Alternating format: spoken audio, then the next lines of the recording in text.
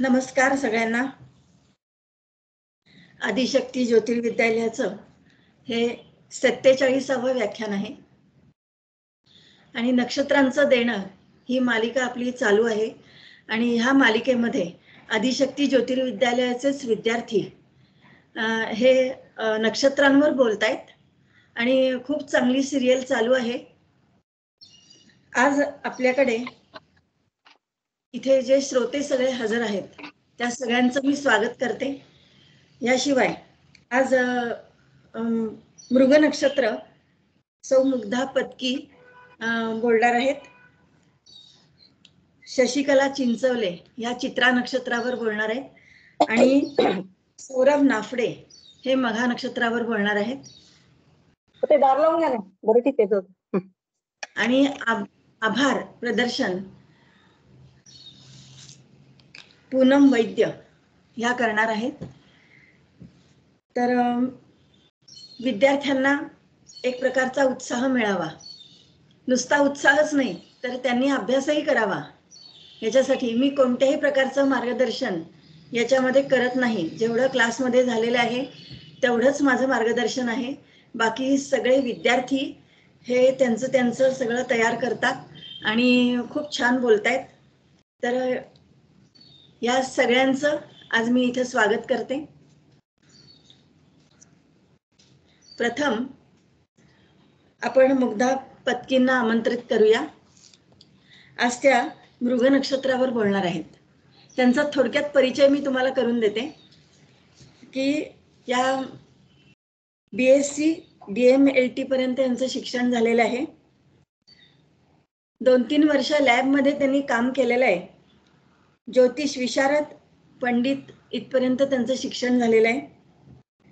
संगीताच्या मध्यमा प्रथम आणि हार्मोनियमच्या 2 परीक्षा अशा त्यांच्या झालेल्या आहेत. सध्या आपल्या संस्थेत फलादेशाच्या क्लासमध्ये त्या शिकत आहेत. एक अतिशय हुशार व्यक्तिमत्व म्हणून त्यांच्याकडे आम्ही बघतो. तर त्यांना मी मृग नक्षत्रासाठी आमंत्रित करते. मुग्धा बोल. सगळ्यांना नमस्कार. श्री गणेशाला वंदन करून मी आज मृग नक्षत्रावर बोलती आहे. तर सुरू करते. तर पहिलं नक्षत्र म्हणजे काय हे आपण बघू. नक्षत्र म्हणजे तारकांचा समूह आणि या नक्षत्रांची संपूर्ण माहिती आपल्याला पंचांगामध्ये अवकडा चक्रात मिळते. त्याच्यानंतर विवाहात गुणमिलनासाठी जे 36 गुण असतात त्यापैकी 21 गुण हे नक्षत्रांवर आधारित आहे. जसं तारा, योनी, गण, नाडी आणि 10 गुण हे राशींवर आणि 5 गुण ग्रहांवर. त्यामुळे ही नक्षत्र किती महत्वाची आहेत हे आपल्याला कळतं. आता आम्ही मृग नक्षत्राकडे येते. मृग नक्षत्र हे 5वं महत्वाचं नक्षत्र आहे. पावसाचं नक्षत्र आहे. याला लॅम्बडा ओरियनस असंही म्हणतात. या नक्षत्राचा आकार हरणाच्या शिरासारखा आहे. रंग पांढरट लालभडक निळसर चंदेरी आणि चमचमणारा आहे. तारे संख्या 3 आहे. हे कधी दिसतं तर डिसेंबर मध्ये मार्गशीर्ष पौर्णिमेला रात्री 9 ते पहाटेपर्यंत पूर्व दिशेस दिसतं. 7 जूनला जेव्हा रवी या नक्षत्रात येतो, मृग नक्षत्रात, तेव्हा पाऊस पडतो आणि मग तापलेली जी जमीन आहे ती ओली होते आणि आर्द्रता होते याच्यात आणि आर्द्र नक्षत्र सुरू होतं पुढे. तर याचा नक्षत्र स्वामी मंगळ आहे.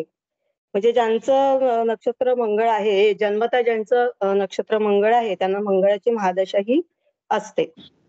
आता हे द्विपाद नक्षत्र आहे. कारण का याचे पहिले 2 चरण हे वृषभ राशीत येतात आणि नंतरचे 3रं आणि 4थं चरण हे मिथुनेत येतं. आणि याची चरणाक्षरे ही वे, गो, काकी अशी आहेत. त्याच्यानंतर नवमांश स्वामी किंवा चरण स्वामी म्हणूया आपण, तो सिंह, कन्या, तूळ आणि वृश्चिक म्हणजे रवी, बुध, शुक्र, मंगळ अनुक्रमे येतात. आता या चारही ह्याच्यात चरणात ग्रह हे वर्गोत्तम होत नाही. कारण का आपल्याला माहितीये की स्थिर राशीतला 5वा अंश जो असतो तो वर्गोत्तम होतो, म्हणजे 16°40 कला, किंवा आणि द्विस्वभाव राशीतला शेवटचा अंश म्हणजे 26°40 कला ते 30 पर्यंत जर असला ग्रह तर तो वर्गोत्तम होतो. त्यामुळे हे दोन्ही हे चारही चरण याच्यात येत नाही, त्यामुळे ग्रह हे वर्गोत्तम होत नाही. याची नाडी आहे मध्य, योनी आहे सर्प. हे देवगणाचं नक्षत्र आहे. आराध्य वृक्ष खैर आहे.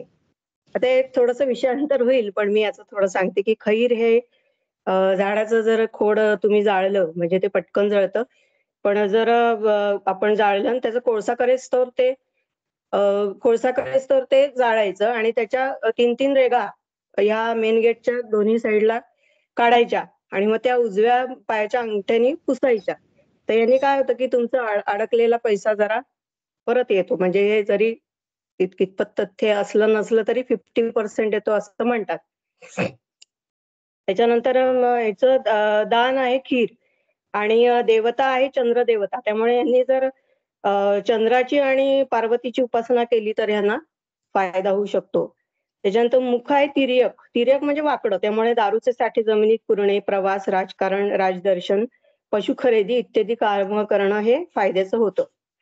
एक याची मिनिट दृष्टी मुग्धा, तो उपाय परत हा सांग. मध्ये जरा ब्रेक झाला होता. तो उपाय हा परत सांग. बर बर.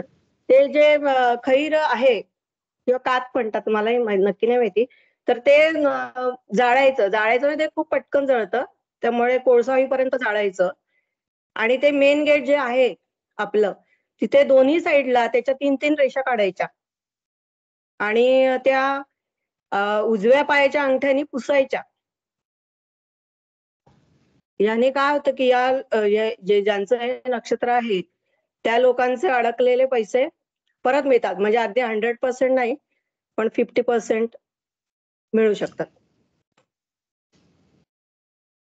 त्याच्यानंतर याची दृष्टी लोचन म्हणजे ही मंद आहे. म्हणजे जर प्रश्नशास्त्रात एखादी वस्तू हरवली तर ती प्रयत्न केल्यावर आपल्याला नक्की मिळते. जसं अंधलोचनावर तात्काळ मिळते, तशी याच्यावर प्रयत्न केल्यावर मिळते तुम्हाला वस्तू. त्याच्यानंतर याचं तत्व आहे वायू आणि संज्ञा आहे मृदू मैत्र, म्हणून मदत कार्य आणि समाजकार्य करणं हे याच्यावर होतं. त्याच्यानंतर याचं लिंग आहे नपुंसक. आता याला एक पुराणातली कथा आहे, मी अगदी शॉर्टमध्ये सांगते की प्रजापती दक्ष हा स्वतःच्याच मुली म्हणजे रोहिणी हिच्यावर भाळला आणि हे बघून आपलं शंकर जे आहेत, भगवान शंकर, ते अतिशय चिडले आणि त्यांनी रौद्र रूप धारण केलं आणि प्रजापती दक्ष जो हरणाच्या वेशात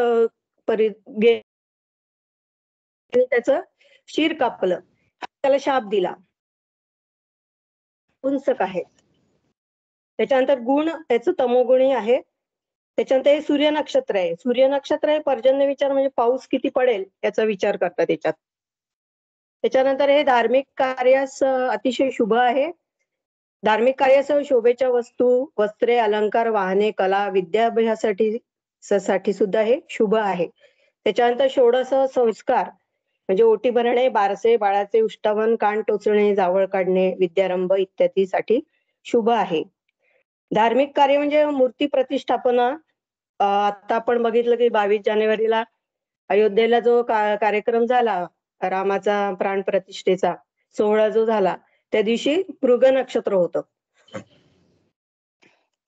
तर तसं हे मूर्ती प्रतिष्ठापना, व्रत उद्यापन, यज्ञयाग, तीर्थयात्रा प्रारंभ याच्यासाठी उपयुक्त आहे. त्याच्यानंतर व्यवहारातले जे कामं आहे, नोकर ठेवणे, नोकरीसाठी अर्ज, नोकरीत रुजू होणे, पदग्रहण, बँक खाते उघडणे, सावकारी कर्म आहे, मिठाई, किराणा, सोने चांदी, पादत्राणे, फर्निचर, वाद्य, सुगंधी द्रव्य, औषधे, छोटे उद्योगधंदे, सलून, कापड गिरणी, कापड दुकान इत्यादीला हे पण सुरू करायला शुभ आहे. त्याच्यानंतर अन्य विशेष म्हणजे मंत्रिपदाची शपथ घेणे आहे, राजदर्शन आहे, राजदर्शन, प्रवास, वाहन खरेदी, जमा खर्च, वही खरेदी, समुद्रात नौकेचे अवतरण, शस्त्रक्रिया आणि वाटणी पत्र करणे याच्यासाठी सुद्धा हे शुभ आहे. त्याच्यानंतर शेती संबंधी म्हटलं तर वृक्षारोपण, धान्य कापणी, विहीर खणणे, बाग लावणे, जमीन खरेदी विक्री करणे वगैरे याच्यासाठी हे शुभ आहे. आता आपण याच्यातले नोकरी व्यवसाय बघूया. तर नोकरी व्यवसाय म्हणजे कसं आता वृषभ रास पण आली आहे आणि मिथुन रास पण आली आहे. त्यामुळे अ, याच्यातले आपण थोडेफार दोन्ही याचा काय म्हणतात त्याला आढावा. आढावा घेऊ शकतो. दोन्ही राशींचा थोडा आढावा घेऊया. म्हणजे वास्तुशास्त्र आहे, इंजिनिअरिंगचं काम आहे, फळ-फुलांचा व्यवसाय आहे, डिझायनर आहे, संदेशवाहक, ज्योतिष्य, समालोचक, रत्नांचे व्यापारी आणि मंगळ असल्यामुळे सैन्य दल. त्याच्यानंतर याच्यात संगीतकार, गीतकार, गायक, संप्रेषण खाते, पोस्ट, टेलिफोन, मोबाईल, कुरिअर, खगोलशास्त्रज्ञ, ज्योतिषी, राजदूत, प्रिंटिंग प्रेस, पुस्तक व्यवसाय, गणितज्ञ, पशुचिकित्सा, शिक्षक, प्राध्यापक, दैनंदिन वस्तूचा विक्रेता, अकाउंटंट, विक्रीकर, लेखन कार्य, फिरते एजंट, बँका, स्टेशनरी, रेल्वे, बस वाहतूक कंपन्या इत्यादी मध्ये आपण या लोकांचं प्रोफेशन किंवा नोकरी बघू शकतो.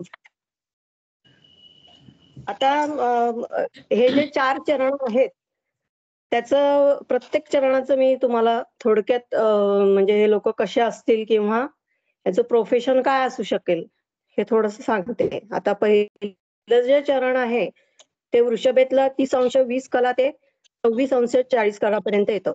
म्हणजे याच्यात वृषभेचा स्वामी शुक्र, त्याच्यानंतर नक्षत्र स्वामी मंगळ आणि नवमांश किंवा चरण स्वामी रवी. तर यांचं काय होतं तर स्वयंयोजना रचनात्मक कार्य करण्याचं हे प्रतीक आहे. आणि यांची शरीरयष्टी म्हणजे वाघासारखे डोळे, सुंदर दात, पिंगट भुरे केस, मोठे नाक, हे अहंकारी, अल्पकर्मी, भावुक, सृजनात्मक विचारशैली, शिक्षित आणि हुशार असतात. म्हणजे थोडक्यात काय की सिंहेचा नवमांश आला त्यामुळे हे लोक थोडे अहंकारी आणि स्टेटस ओरिएंटेड असतात. त्याच्यानंतर दुसरं जे चरण आहे ते 26°40 कला ते 30°00 कलाचं आहे. तर याच्यात वृषभेचा स्वामी शुक्र, नक्षत्र स्वामी मंगळ आणि नवमांश जो आहे तो बुध म्हणजे कन्येचा आहे की भेदभाव, काळजी, व्यंग हे यांचं प्रतीक आहे. शरीरयष्टी सडपातळ, अल्पसाहसी, भित्रे, धनासाठी दुःख करणारे, गणितज्ञ, गायन, संगीत, मनोरंजनामध्ये रुची ठेवणारे असे असतात. आणि थोडंसं कन्या असल्यामुळे फायनान्स ओरिएंटेड थोडेसे हे असतात. तिसरं जे चरण आहे ते मिथुनेत येतं. तर मिथुन मध्ये 00° ते 30°20 कलांपर्यंत हे आहे. तर याच्यात मिथुनेचा बुध, त्याच्यानंतर नक्षत्र स्वामी मंगळ आणि नवमांश शुक्र, तुळेचा शुक्र. तर यांचं सामाजिकता आणि बुद्धिचातुर्य हे याचं प्रतीक आहे. शरीरयष्टी म्हणजे यांची दाट केस, उंच खांदे, हात लांब, उंच नाक, लांब पाय, सुंदर डोळे, सावळा वर्ण आणि हे जास्त विचार करणारे, प्रणयप्रेमी, दांडगा जनसंपर्क, एकापेक्षा अनेक स्त्रियांबरोबर संबंध ठेवणारे हे असतात. कल्पनेत रमणारे हे असतात. तर यांचं प्रोफेशन इथे म्हणजे हेअर ड्रेसर, सौंदर्याशी निगडित, तूळ नवमांश आहे त्यामुळे सौंदर्याशी निगडित hair dresser, film industry, fashion designer वगैरे अशाशी हे संबंधित आहेत. आणि शेवटचा चरण म्हणजे मिथुनेचा बुध, म्हणजे राशीस्वामी बुध, नक्षत्र स्वामी मंगळ आणि वृश्चिक नवमांश म्हणजे मंगळ, असं तिघांचं कॉम्बिनेशन. आणि याचं अंश आहेत 3°20 कला ते 6°40 कला. तर याचं विद्वत्तापूर्ण वादविवाद आणि शंका, अविश्वास, आध्यात्मिक उन्नतीचं हे प्रतीक आहे. यांचं घटासारखे डोके आणि नाकावर व्रण असतो. आणि यांचे स्वभाव म्हणजे हे थोडीशी संशयी, आवेगी आणि जर गुणांचा योग्य वापर केला तर उत्तम सल्लागार, उत्तम ज्योतिषी, गुंतवणूकदार, पुरोहित आणि रचनात्मक कार्य करणारे लेखक असे असतात. तर इथे काय झालंय, दोन मंगळ, डबल मंगळ आलाय त्यामुळे हे रिसर्च किंवा सायंटिस्ट असू शकतात हे लोक. एनर्जी यांची भरपूर असते इथे आणि स्ट्रॉंग विल पॉवर असते. तर असं हे मृग नक्षत्राचे 4 चरण आपण बघितले. थोडक्यात सांगायचं तर वृषभ राशीतला विभाग हा सामान्य गुणांचा आणि भोगासक्त आहे. तर मिथुन राशीत हे बौद्धिक क्षेत्रात प्रावीण्य देणार आहे. आता तुम्हाला याची मी स्वभाव वैशिष्ट्य सांगते. आता याचं प्रतीक काय येतं, हरिण आहे. तर थोडं सगळं हरणासारखं थोडेसे याचे गुण याच्यात नक्कीच येतात. तर ही सौम्य वृत्ती आहे. प्रवास यांना खूप आवडतो, म्हणजे मनोरंजनासाठी प्रवास करतात हे. त्याच्यानंतर विनोदी असतात, बडबडे असतात, कधी कधी बाताडे असतात, लगेच चिडतात, प्रसिद्धीची हाव असते, व्यवहार कुशल असतात, कार्यप्रवीण असतात, चांगली तर्कशक्ती असते, उत्तम स्मरणशक्ती असते. आणि निगेटिव्ह बघितलं गेलं तर जसं हरिण असं कायम घाबरलेलं किंवा असं असतं, तसं हे भयग्रस्त, चंचल, लगेच थकणारे, अस्वस्थ चित्त असतं त्यांचं. त्यांचे ते लवचिक असतात, चपळ, तरतरीत, अल्पसंतुष्ट आणि मध्यमवर्गीय वृत्तींची असते. आणि आता याच्यातले स्त्री पुरुष कसे असतात हे मी थोडक्यात सांगते तुम्हाला. या नक्षत्रावर जन्मलेले स्त्री पुरुष हे सौम्य स्वभाव असतं अतिशय, म्हणजे असे भांडणं करणारे वगैरे सापडणार नाही याच्यात तुम्हाला. सौम्य स्वभाव, नाजूक साजूक प्रवृत्तीचे, चपळ आणि मनोवेधक हालचाली करणारे असतात. एकंदर पुरुष हे बोलायला चुरचुरीत, दिसायला तरतरीत, गोडनी वागायला बिनतोड असतात. या नक्षत्रावर जन्मलेली स्त्री ही चपळ, देखणी, हरिणी असते. म्हणजे समोरच्याला व्यवहार कुशल अशी ही स्त्री घायाळ करणारी हरिणी अशी ठरते. आता याच्यातले जर आपण सेलिब्रिटी किंवा गाजलेले लोक बघितले तर याच्यात स्टेफी ग्राफ, त्याच्यानंतर अशोक कुमार, सोनाली बेंद्रे आणि गायक सहगल हे लोक येतात याच्यात. तर अशा या वृषभ आणि मिथुनच्या शुक्र आणि बुधाच्या मृगशीर्ष नक्षत्रात वेगवेगळे ग्रह आले तर काय होईल ते मी थोडक्यात सांगते तुम्हाला. जर रवी आला या नक्षत्रात तर साधारण शरीर प्रकृती असते, अधिकाराचं पद मिळतं, वडिलांशी वितुष्ट येतं. चंद्र असला तर शीतल स्वभाव, उत्तम स्मरणशक्ती आणि मनात मात्र भयगंड असतो थोडा. मंगळ असला तर डॉक्टरी पेशाला अनुकूल, शरीर प्रकृतीची काळजी घेण्याचा स्वभाव असतो, वक्तृत्वाच्या जोरावर पैसे मिळवतात. आणि बुध असला तर व्यापारात यश देतात, बोलण्यात गोडवा आणि तीक्ष्ण बुद्धिमत्ता असते. गुरु असला तर आदर्श शिक्षक म्हणून पुरस्कार लाभतो, प्रवचन कीर्तनमुळे प्रवास होतो, तोंड देख. त्याच्यानंतर शुक्र असला तर गुलाबी पत्र लिहिण्यात हातखंड असतो या लोकांचा, कच खाऊपणा असतो, मोहक चेहरा असतो. आणि शनी असला या नक्षत्रात तर तर्कशुद्ध बोलण्याची शैली असते, उतारवय श्रवण दोष होतो आणि कंजूस स्वभाव असतो. राहू असला या नक्षत्रात तर बोलता बोलता दुसऱ्याला टोपी घालतात, फायद्यासाठी बलिष्ठांचे शब्द जेलतात आणि आळसामुळे घर कोंबडे होतात.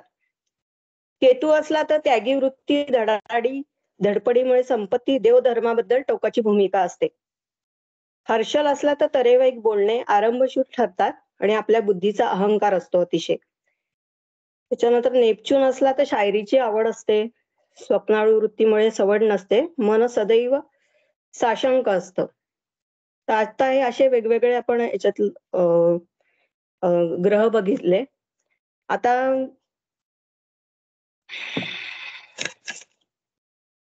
शेवटच मी सांगतेय की हे जसा मृग नक्षत्र म्हणजे काय तर हरिणच आहे, म्हणजे हरणाचे जे गुणधर्म सगळे आहेत, तो कसा भयभीत असतो किंवा घाबरलेला आणि भयगंड असतो, पण तो कसा जंगलभर फिरतो, चावत, चपळ वगैरे, तसे यांचे गुणधर्म थोडक्यात आहेच. म्हणजे हे म्हणजे जसं कस्तुरी मृग कस्तुरी असती पण तो सुवासासाठी सगळ्या जंगलभर फिरतो, तसे हे लोक ज्ञानासाठी किंवा खरं ज्ञान बाबा मला मिळावं म्हणून वेगवेगळ्या क्षेत्रात किंवा ज्ञान मिळवण्यासाठी फिरत असतात किंवा रिसर्च करणं हे यांचं मेन आहे कार्य, असं मला म्हणता येईल.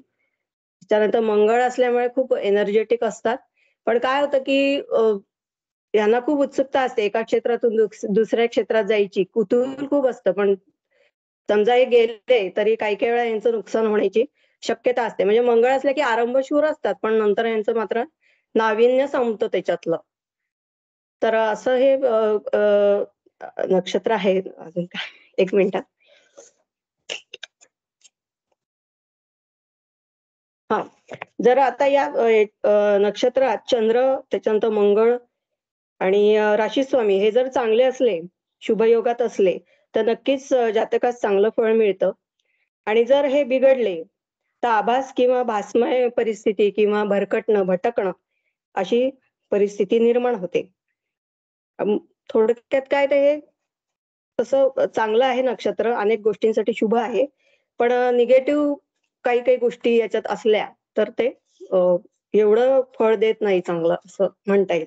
त्याच्यानंतर अजून एक सांगायचं म्हणजे जर मृग नक्षत्र असलं तर काही काही ज्योतिषी म्हणतात की तुमची 2 घरं असण्याची शक्यता आहे.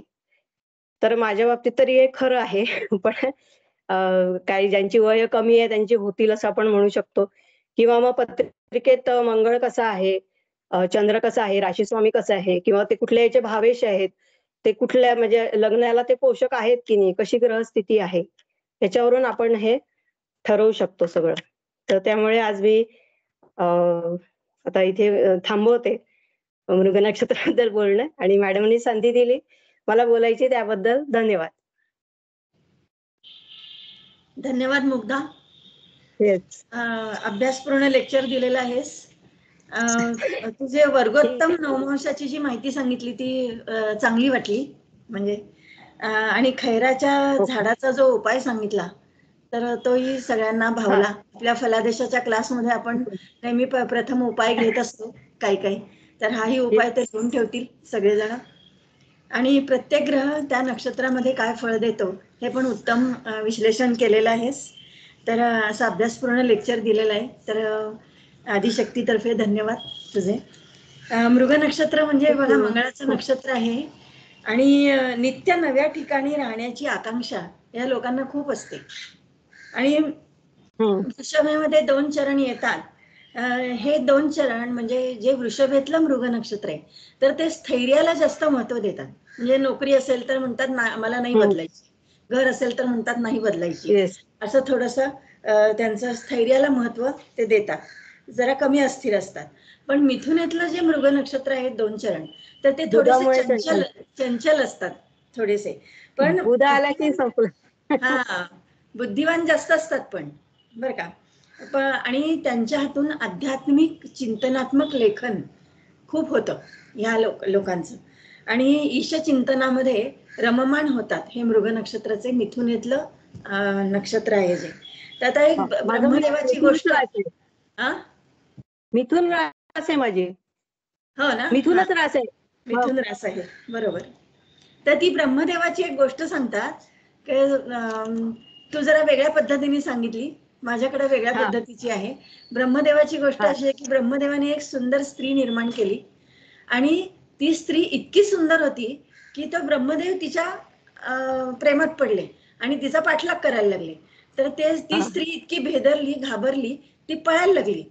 ती आणि तिला पळता येईना तर तिने हरणाचं रूप घेतलं आणि तिने हरणाचं रूप घेतलं म्हटल्यानंतर ब्रह्मदेवांनी सुद्धा हरणाचंच रूप घेतलं आणि तिच्या मागे ते पळायला लागले.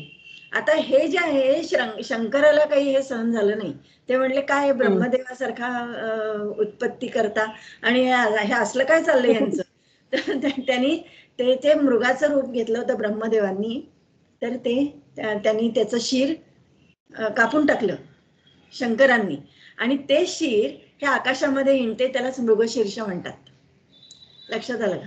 तर तसं ही एक गोष्ट अशी सांगतात. आणि म्हणून दक्षाला शंकराबद्दल म्हणून हे होतं की माझ्या वडिलांचं, दक्ष प्रजापती म्हणजे ब्रह्मदेवाचा मुलगा, त्यामुळं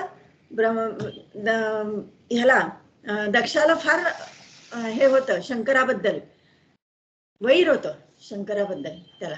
त्यामुळे ही अशी गोष्ट सांगतात. तर मृग नक्षत्राचा जो भाग आहे, डोक्याचा वरचा भाग, डोळे आणि डोक्याचा पृष्ठभाग हा त्याचा भाग आहे. तर हे थोडंसं ऍडिशनल मी केलं ह्याच्यामध्ये. नाही, छान सांगितलं मॅडम.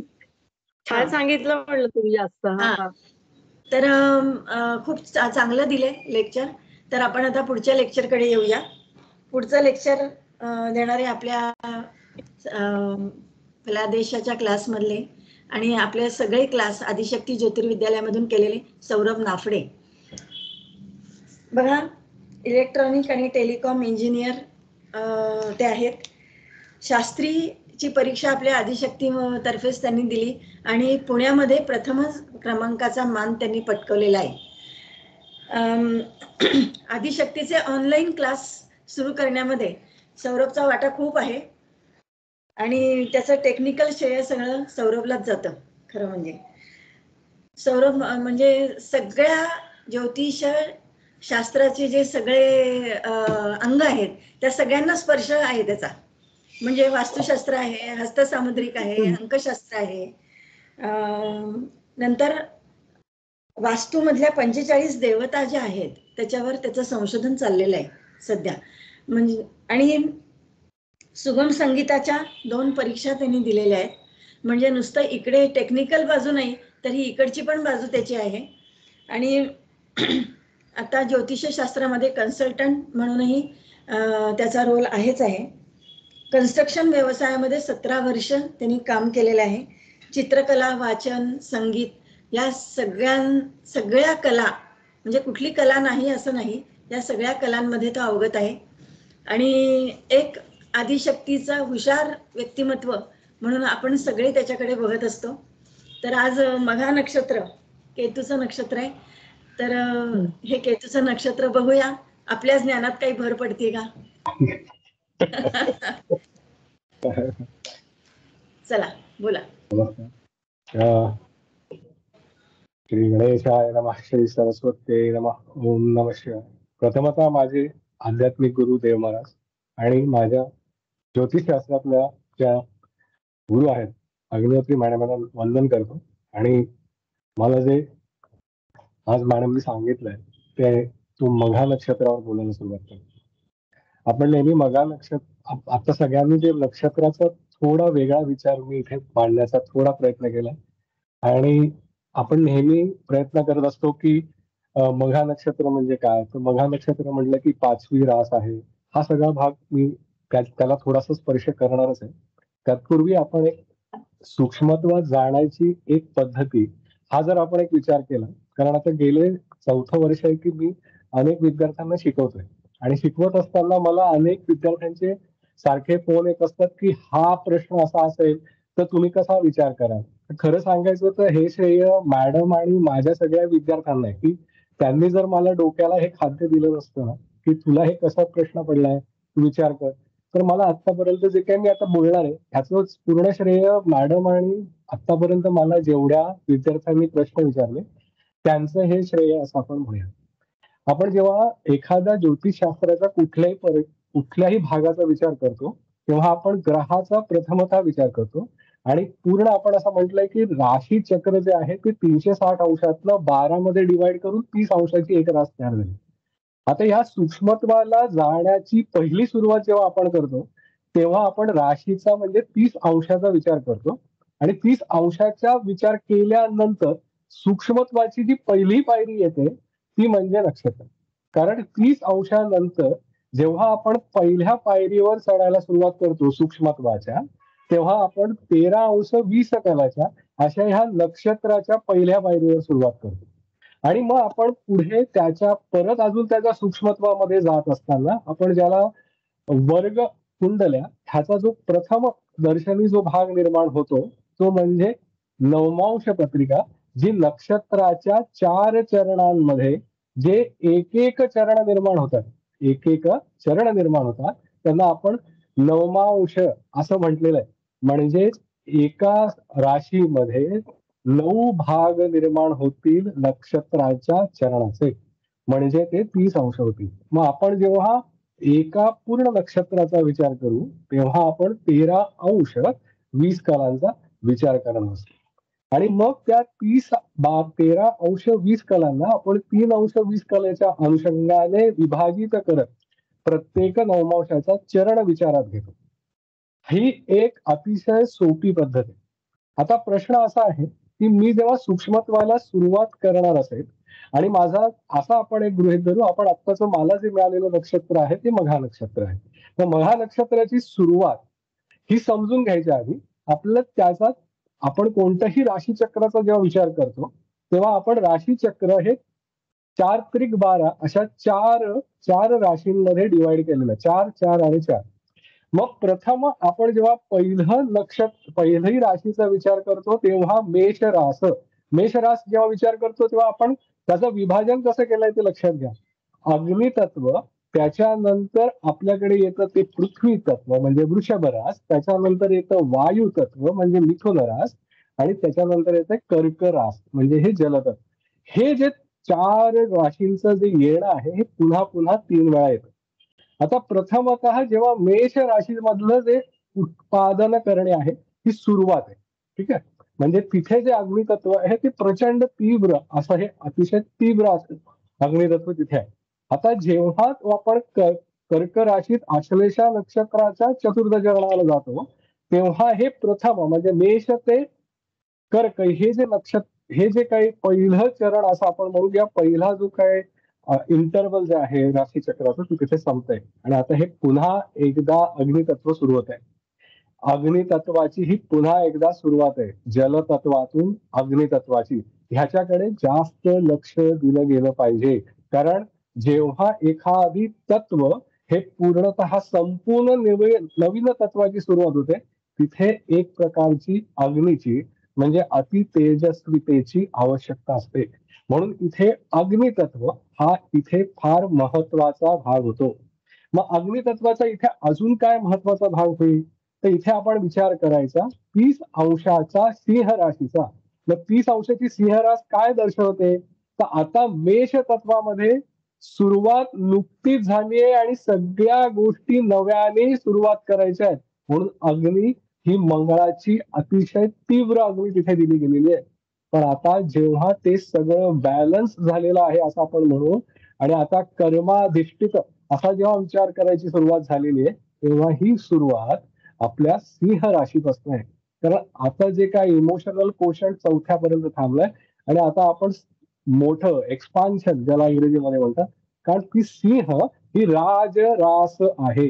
राजरास, राजराशीकडे काय आहे, तर दानत आहे, अधिकार आहे, बरोबर, ताकद आहे, बरोबर. मग ह्या सगळ्याचा विचार ह्या 30 अंशासाठी केला गेला पाहिजे. आणि मग या 30 अंशातलं जे मघा नक्षत्र आहे ते मात्र 13 अंश 20 कलेपर्यंतच आहे. मग आता आपण त्या सगळ्याचा म्हणजे राजा असण्याचा, अधिकार असण्याचा, ताकद असण्याचा, एखाद्याला ऑर्डर सोडण्याचा, असा सगळ्याचा जो काही आपण परिपाक सिंह राशीमध्ये विचारात घेतला, आता ह्याचं सूक्ष्म स्वरूप म्हणून मघा नक्षत्राच्या 13 अंश 20 कलेचा विचार आपण करणार आहोत. लक्षात येत आहे सगळ्यांना, असं मला वाटत असेल. तर हे मघा नक्षत्र, आता आपण या मघा नक्षत्राला थोडासा स्पर्श करण्याचा प्रयत्न करू. तर हे जे मघा नक्षत्र आहे, तुम्हाला सांगितल्याप्रमाणे कर्क राशीच्या आश्लेषाच्या शेवटच्या चरणामध्ये आता आपलं पूर्ण मीन नवमांश संपलेला आहे. म्हणजेच जेव्हा सिंह राशीची सुरुवात होणार आहे, तेव्हा ती मेष तत्वापासूनच सुरू झाली पाहिजे. कारण आपल्याकडे 12 राशी आहेत आणि त्या 12 राशी पुन्हा पुन्हा येणार आहेत. म्हणजे 12 आणि 9 नवमांश आहेत आपल्याकडे.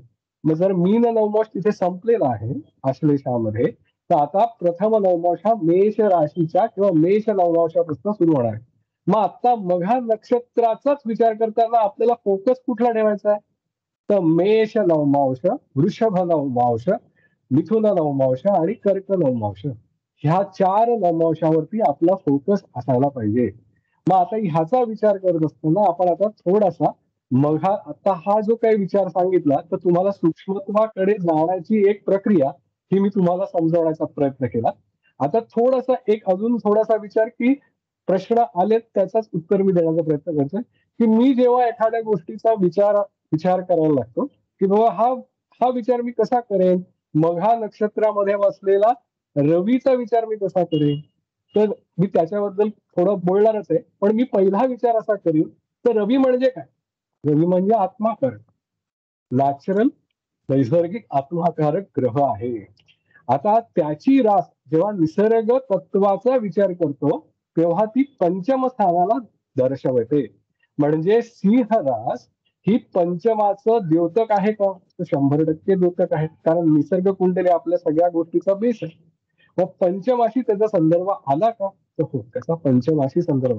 असा विचार करत करत मी त्याच्या विचारात जातो. आता मी तुम्हाला थोडासा हे बाजूला सारून आपण मघा नक्षत्राचे जेव्हा विचार करतो, तर मघा नक्षत्र, मघा या शब्दाचा अर्थ काय होत असेल हा शोधायची सुरुवात केली. तर मघा म्हणजे राजा, मघा नक्षत्र हे सिंह राशीत येतं, ते राजाच्या राशीत आहे. मग त्याचा पहिला जे अर्थ असायला पाहिजे तो असायला पाहिजे शक्ती, ताकद, संपत्ती, हा असायला पाहिजे. मग अनेक पुस्तकं जेव्हा मी वाचली आणि त्याचा संदर्भ जेव्हा विचारात करायला लागलो, तर अनेक ठिकाणी त्याचे जे चिन्ह आहे ते चिन्ह वेगवेगळी वाटतात.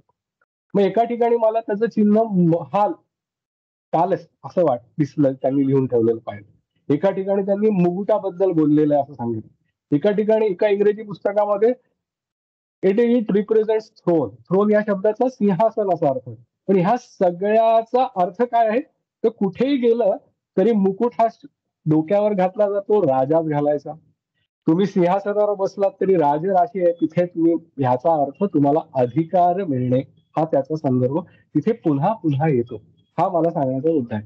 मग आता हे मघा नक्षत्राचं चिन्ह समजा आपण असं बघू की महाल आहे असा आपण विचार केला, तर महाल म्हणजे काय, तर राजाच्या वास्तव्याची स्थिती. बरोबर, म्हणजे ही कोणाला दर्शवते, तर राजाच्या राजवाड्याला दर्शवते. बरोबर. आता जेव्हा मी जसं तुम्हाला सांगितलं की सिंह रास ही पंचम स्थानाचा संदर्भ आहे, तर आपण त्याचा आता थोडासा त्याचाही काही इथे संदर्भ जोडता येईल का, तर नक्कीच जोडता येईल.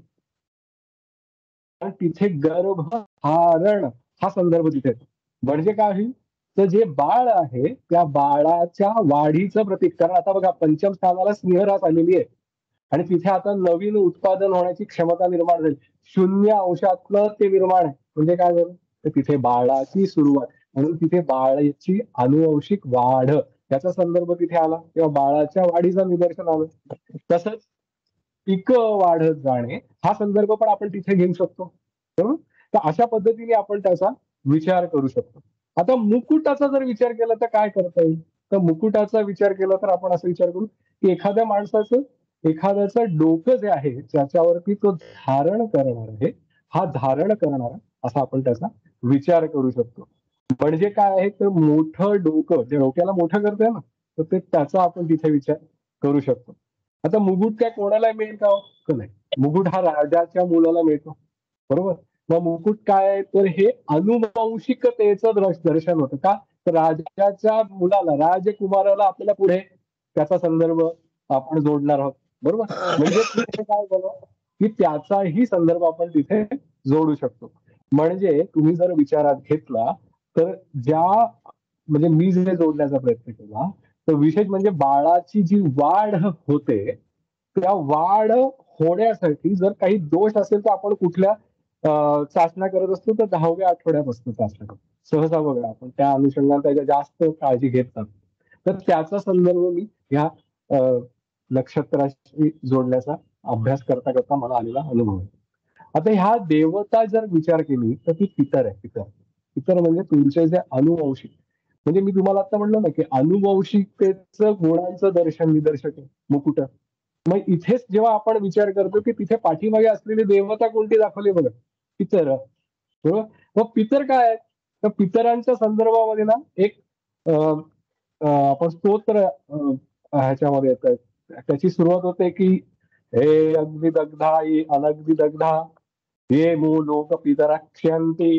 हे तुम्ही कदाचित हे स्तोत्र, हे जो श्लोक आहे हा तिथे वाचला असेल, तर तिथे आपल्याला पितरांचा अनुभव समजतो. त्याचा अर्थ त्या तो पूर्ण मी म्हणत नाहीये, पण त्याचा अर्थ असा आहे की त्या वेदातलं जे सूक्त आहे त्याचा असा अर्थ आहे की ज्या मंत्राग्नी दिला गेलेला आहे किंवा ज्यामुळे हे मंत्राग्नी देणं मला शक्य झालं आहे, असे हे जे माझे पितर आहेत जे ज्ञात आहेत अर्थात, किंवा जे माझे नाही माहिती मला त्या सर्वांना, किंवा जे कुठेतरी अडकलेले असतील ह्या सर्वांच्या मुक्तीसाठी या मघा नक्षत्रावर मी आहुती देत आहे. म्हणजे आपल्या पितरांना जेव्हा आपण मुक्ती देणार आहोत, ते कोणाचं कर्म आहे, ते माझं कर्म आहे, कारण ते मी माझ्या तर्फे त्यांना देणार आहे. तर त्या अनुषंगाने सुद्धा आपण विचार करू शकतो. मग आता तुम्ही म्हणाल की ही पितर देवता आहे, याचा मला काय फायदा, तर पितर देवता हे तुमचे पिता आहेत, तुमच्या पित्यांचे पिता आहेत. ह्याचा अर्थ म्हणजे तुम्ही असं घ्या की ते आपलं आयुष्य सुख करणारे आहेत, आयुष्यकारक असा त्याचा विचार आपल्याला करायला पाहिजे. आता जेव्हा ह्या तुम्ही आयुष्यकारक किंवा अनुवंशिकतेच्या अनुषंगाने पुढे जाण्याचा विचार जेव्हा करता, तेव्हा मी त्याचा विचार हा मागच्या असलेल्या अश्लेषा नक्षत्रातलं कसं पुढे आलंय ह्याचा थोडक्यात संदर्भ तुम्हाला सांगतो. तर अश्लेषा नक्षत्र हे तिथे सर्पदर्शक आहे, सर्पदर्शक. आणि इकडे जेव्हा मघा नक्षत्राची सुरुवात करतो, तर मघा नक्षत्र सर्प आणि मघा म्हणजे तुमचं आयुष्य. सर्प म्हणजे काय, तर शुक्राणू हा सर्पासारखा असतो. आणि त्याची जी पुढे येणं आहे ते तिथेच का लावलं असेल, कारण तिथे संपलं आहे आश्लेषा, त्याच्यानंतरच काहीतरी तर कारण असायला पाहिजे, कारण तिथे माझं मघा नक्षत्र का आलंय तिथे, का नाही तिथे मूळ नक्षत्र आलं. लक्षात येते की नाही. तर ह्या नक्षत्राची कारण अनुवंशिकतेने पुढे जाणं.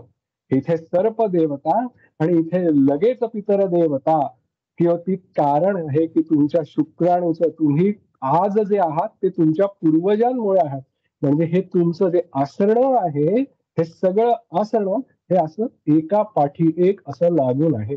हे सांगण्याचा माझा मुद्दा आहे. आता पंचम स्थान हे पूर्वजन्माचं सुकृत आहे. आणि पूर्वजन्मामुळे तुमच्या पूर्वजन्माच्या असलेल्या तुमच्या प्रारब्ध कर्मानुसार तुम्हाला पंचमाच्या अनुषंगाने तुम्हाला अनुभव मिळतो या जन्माचा.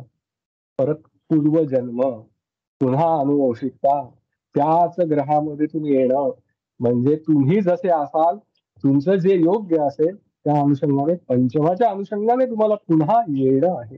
हे तुम्हाला सांगायचा मुद्दा आहे.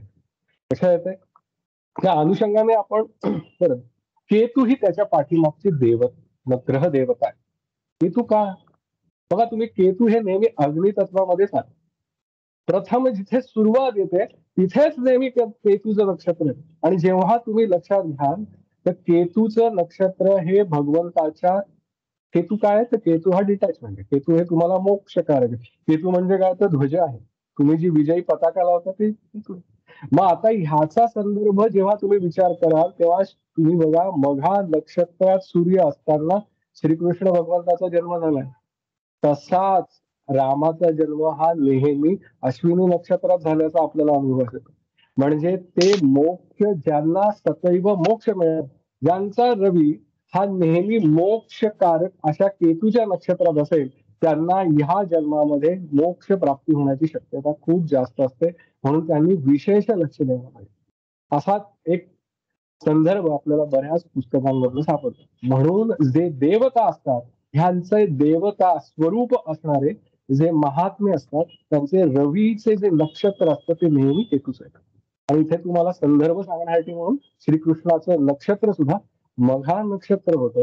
आणि श्रीरामाचा जो रवी होता, मी स्पेसिफिकली रवी बद्दल बोलतोय, तर रवी हा मघा नक्षत्र, श्रीकृष्णाचा मघा नक्षत्रात होता आणि श्रीरामाचा अश्विनी नक्षत्रात होता, कारण ते मुक्तिकारक आहे.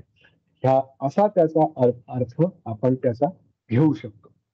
आता मी जास्त तुम्हाला ह्याचा जास्त डोस देत नाही आणि थोडं पुढे जातो, कारण आपल्याला वेळेची हे आहे. ज्योतिषशास्त्रीय जर का घटक आपण हे घेतलं तर तारक, नेहमी आपण असा विचार करायला पाहिजे की मला एक्झॅक्टली किती. आता प्रथम जेव्हा मी नक्षत्राचा विचार करतो तर त्याचा पहिला नेहमी देवतेचा विचार करतो, कारण ती देवता तारक असते. तुमचं जर चंद्र मघा नक्षत्रामध्ये असेल तर मघा नक्षत्राची देवता जी पितर आहे ती तुमची तारक देवता आहे. म्हणजे ज्या माणसाचा जन्म हा मघा नक्षत्राच्या सिंह राशीमध्ये झालेला आहे, त्यांनी रोज पितृतर्पण विधी आणि करायलाच पाहिजे. हा एक नियम आहे. तुमचे जे तुम्हाला माहिती आहे सगळ्यांना कुलदैवत असतं, कुलदेवी असते. हे काय आहे, हे तुमचे आयुष्यकारक आहेत, कारण हे तुम्हाला आयुष्यात असणाऱ्या प्रत्येक गोष्टीला मदतकारक आहे. तसेच जेव्हा तुमच्या आयुष्यामध्ये अडचणी येतात आणि जेव्हा तुम्हाला माहिती आहे नक्षरती ती नक्षत्र, जे जे कधीही ढळत नाहीत ते नक्षत्र, मग ती देवता जर तुमच्या पाठीशी उभी राहिली तर तुम्हाला तुमचं काय अडणार आहे. तेव्हा ज्यांचा चंद्र हा जेव्हा जिथे जिथे पाहाल तुमच्या कन्सल्टेशन मध्ये की बाबा याचा नक्षत्र जे आहे चंद्राचं ते आहे समजा मघा, तर त्यांना रोज तर्पण करायला. ज्यांना कामामध्ये अडचणी येत आहेत, म्हणजे अधिकार मिळण्यामध्ये, आणि नेमका रवी मात्र मघा नक्षत्रात, तुम्ही तर्पण करायला पाहिजे.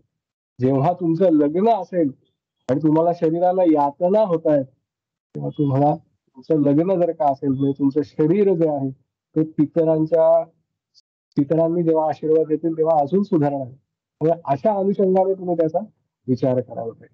मग आता ज्योतिषशास्त्रीय घटकांचा जेव्हा आपण विचार करू तर ही देवता जी आहे ही पितर देवता आहे आणि इथे तारकांची संख्या किती आहे तर 5 आहे. लिंग कोणतं आहे तर स्त्रीलिंग आहे आणि वचन जे आहे ते बहुवचन आहे. बघा नक्षत्र स्वामी बद्दल मी थोडस बोललो, केतू. आणि इथे वर्णाक्षर जे आहे ते मा, मी, मू, मे असं आहे. आता हे आपल्या शरीरातलं कोणतं भाग दाखवतो तर मान ही जागा तिथे दाखवली जाते. पुरुषार्थ काय तर अर्थ कारण, अर्थ हा त्याचा आहे. मग इथे जे लोक आहेत म्हणजे आता जास्त अजून खोलात जात नाही पण तिथे जे कामाचं स्वरूप ज्याला म्हणू ते व्यापार आहे. ठीक आहे. त्याच्यानंतर ही अवस्था एका ठिकाणी काही ठिकाणी अवस्था हा जो काही एक विषय माहिती जास्त मी बोलत नाही पण अवस्था ही आहे ही सृष्टी असं त्याचं म्हटलेलं. हा ह्याची जी मघा नक्षत्राची दिशा जी आहे ना ती आहे ईशान्य. आणि हा वृक्ष जो आहे तो फार महत्वाचा आहे. तो इथे वड हा वृक्ष आहे बरोबर. वड वृक्ष बघा त्याला अनेक अशा मूळ असतात. त्याचा अनेक मूळ तयार होतात.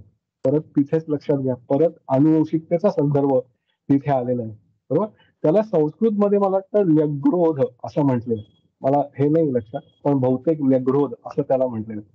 आता दिशा जी आहे ईशान्य आहे, वृक्ष वड आहे, तत्व जे आहे हे अग्नी तत्व आहे आणि शारीरिक जी स्थिती आहे ती तुमच्या शरीरातला धातूला ते पुष्ट करतं.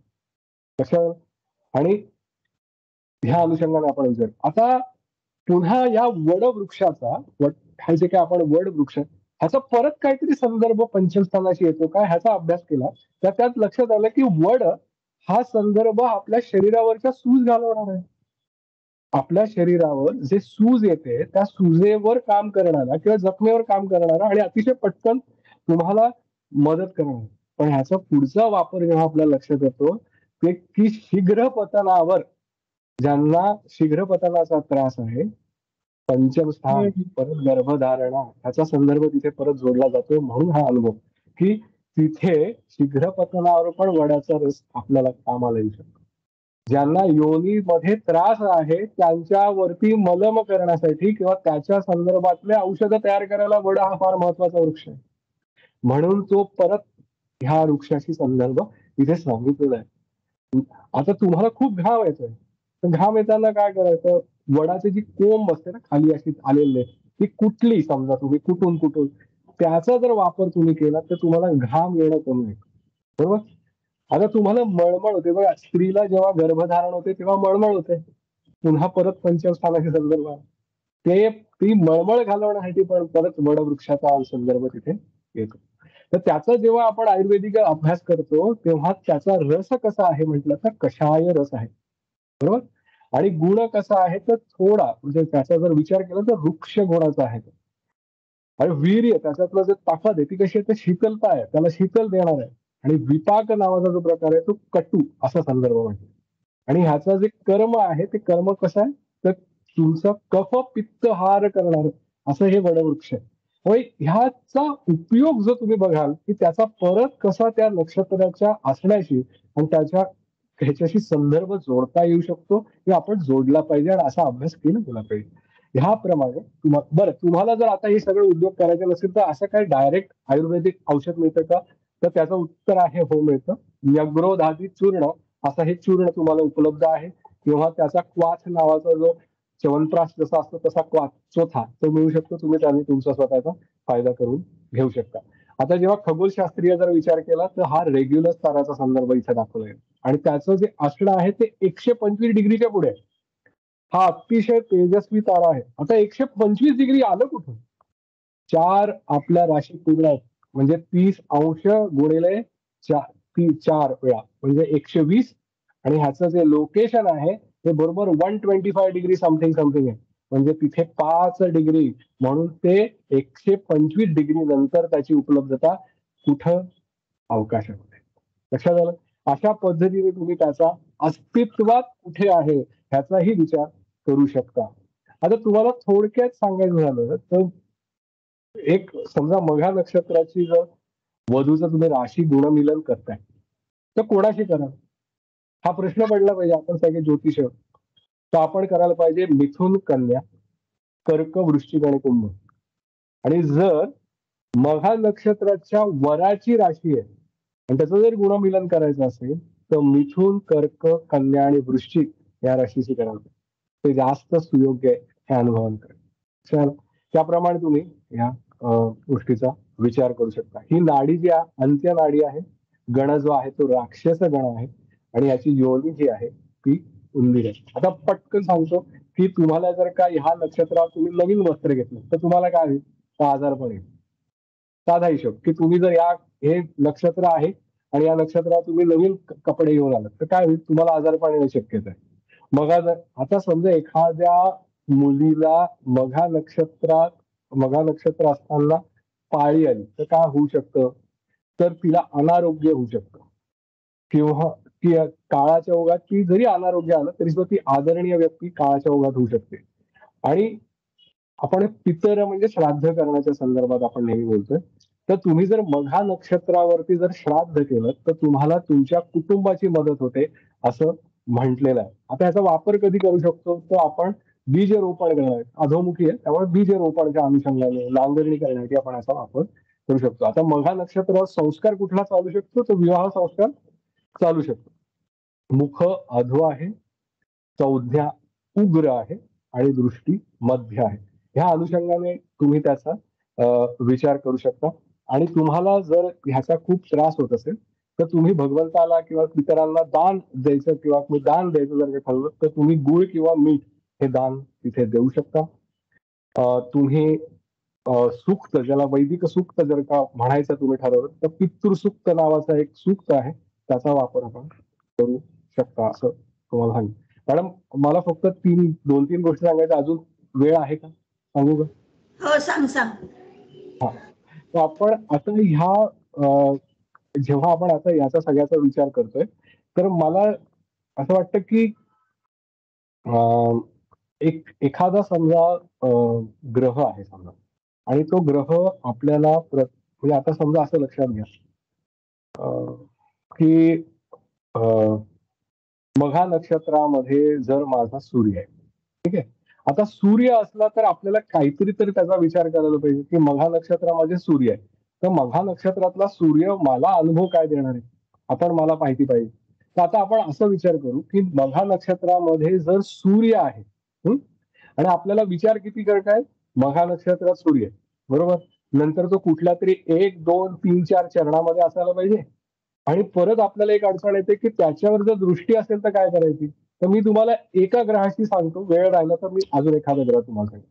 आता आपण सूर्य ग्रह जर का आपण मघा नक्षत्रामध्ये आहे असं आपण प्रत्येक चरणाचा विचार करूया असं जर का घेतलं आणि मघा नक्षत्रातल्या चरणावरती आपण जर चंद्राची दृष्टी पडली तर काय होईल असा आपण विचार करू. आधी मी तुम्हाला सांगतो की सूर्य प्रत्येक चरणामध्ये काय देईल आणि नंतर मी तुम्हाला त्याचा तोच नंतर तुम्ही लॉजिक मी तुम्हाला समजावून सांगेन. तर चरण नंबर 1 मेष नवमांशामध्ये जर का आता हा सूर्य जर का असेल तर ह्या याच्यावरती काय होईल की तो एक माणूस उद्योजक असण्याची आणखीन अतिशय उद्योगी असण्याचा शक्यता आहे. तो स्वतःचा जे संपत्ती आहे ना त्याच्यासाठी तो फार हे असेल काय म्हणतात अगदी लक्ष देत असेल की माझ्या संपत्तीत भर होते की नाही. कारण सूर्य उच्च झालाय मेष नवमांशात बसलाय तर तो कसा असणार आहे? तीव्र असणार आहे की मला काय मिळणार आहे आणि माझं काही जात तर नाही ना.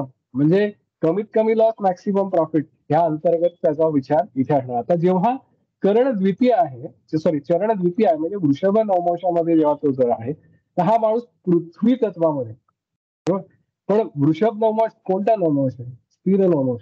सूर्य काय आहे? सूर्य अति तीव्र असा स्थिरतार आहे. मग आता ह्या स्थिर तत्वामध्ये आल्यासारखं जर का विचार केला ह्याला प्रवासाचा खूप कंटाळा येऊ शकतो बरोबर. आता इथे सूर्य जे आहे इकडे जसा मेष नवमांशामध्ये अतिशय चांगला होता स्वतःचा फायदा बघत होता इकडे त्या ह्याच्यामध्ये जर थोडीशी जरी शनीची दृष्टी याच्यावरती असेल ना तर वडिलांशी पटत भांडण होतात असं तुम्हाला अनुभव येईल किंवा ती लोक त्याच्यापासून वडिलांपासून दूर जातात. हा एक अनुभव तुम्हाला येऊ शकतो. आणि ह्या लोकांना जेव्हा वृषभ नवमांशामध्ये सूर्य पृथ्वी म्हणजे सिंह राशीतनं येणारा हा नवमांश आहे तिथे जर का असेल तर थोडस ही लोकांना प्रवासाचा कंटाळा असतो. त्यांनी जास्त एफर्ट्स घ्यायला पाहिजे. सूर्य जेव्हा वृषभ नवमांशामध्ये असेल तेव्हा हे पटकन सोडून देता नाही कामा नये तर दारिद्र्य येऊ शकतं असं म्हटलंय. आता चरण तिसरा आहे म्हणजे आता मिथुन नवमांशामध्ये जर का असेल तर हे थोडा सिंह, रास, रवी आणि मिथुन नवमांश ह्या लोकांनी फुफ्फुसाचे आजार होण्याची क्षमता त्यांच्यामध्ये शक्यता जास्त आहे. त्यामुळे ह्यांनी त्याच्या संदर्भात त्यांना थोडा जरी त्रास व्हायला लागला तर त्याच्यावर विचार करायला पाहिजे. हे कधी होईल जर सूर्यावरती शनीची किंवा मंगळाची अफ्लिक्टेड मंगळाची दृष्टी असेल तर हे शक्यता 100% झाली. तुम्ही काळजी घ्यायला पाहिजे.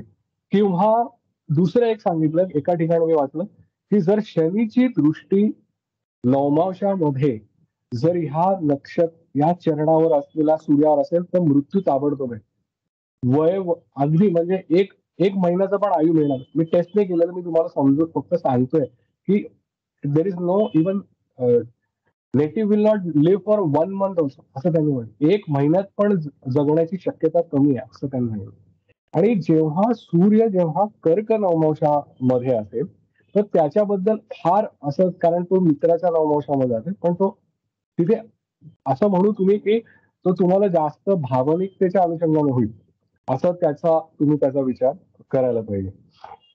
इथे सुद्धा एक त्यांनी सांगितलं की जेव्हा कर्क नवमांशामध्ये सूर्य आहे सिंह राशीचा मी सांगतोय तर तुम्ही त्याच्यावर त्यांना कसं असतं सुरुवातीचे दिवस थोडे त्रासदायक असतात आणि पुढे त्यांना काळाच्या ओघामध्ये आयुष्यकारक त्याचं सुखकारक होतं असं आपण त्याचा आता इथेच बघा ह्या याच्यावरती आता मी ह्या 4 चरणांचा विचार केला आणि त्याच्यावर जर चंद्राची दृष्टी असेल तर काय तर हे लोक प्रसिद्ध होतील. चंद्र हा मित्र आहे आणि त्याच्यावरती पण ह्यांनी काय करायला पाहिजे तर ह्यांनी पैशाच्या बाबतीत सावधानता असायला पाहिजे. ह्यांना काय होऊ शकतं तर चंद्राची दृष्टी सूर्यावर आहे आरामदायी आयुष्य मिळू शकतं. मंगळाची दृष्टी असेल तर मंगळ हा मेहनत करायला म्हणून इथे मेहनत करायला ह्यांनी काय करायला पाहिजे पैशा बाबतीत सावधान राहायला पाहिजे. बुध असेल तर काय होईल तर की ह्या हे तर उदार असतात.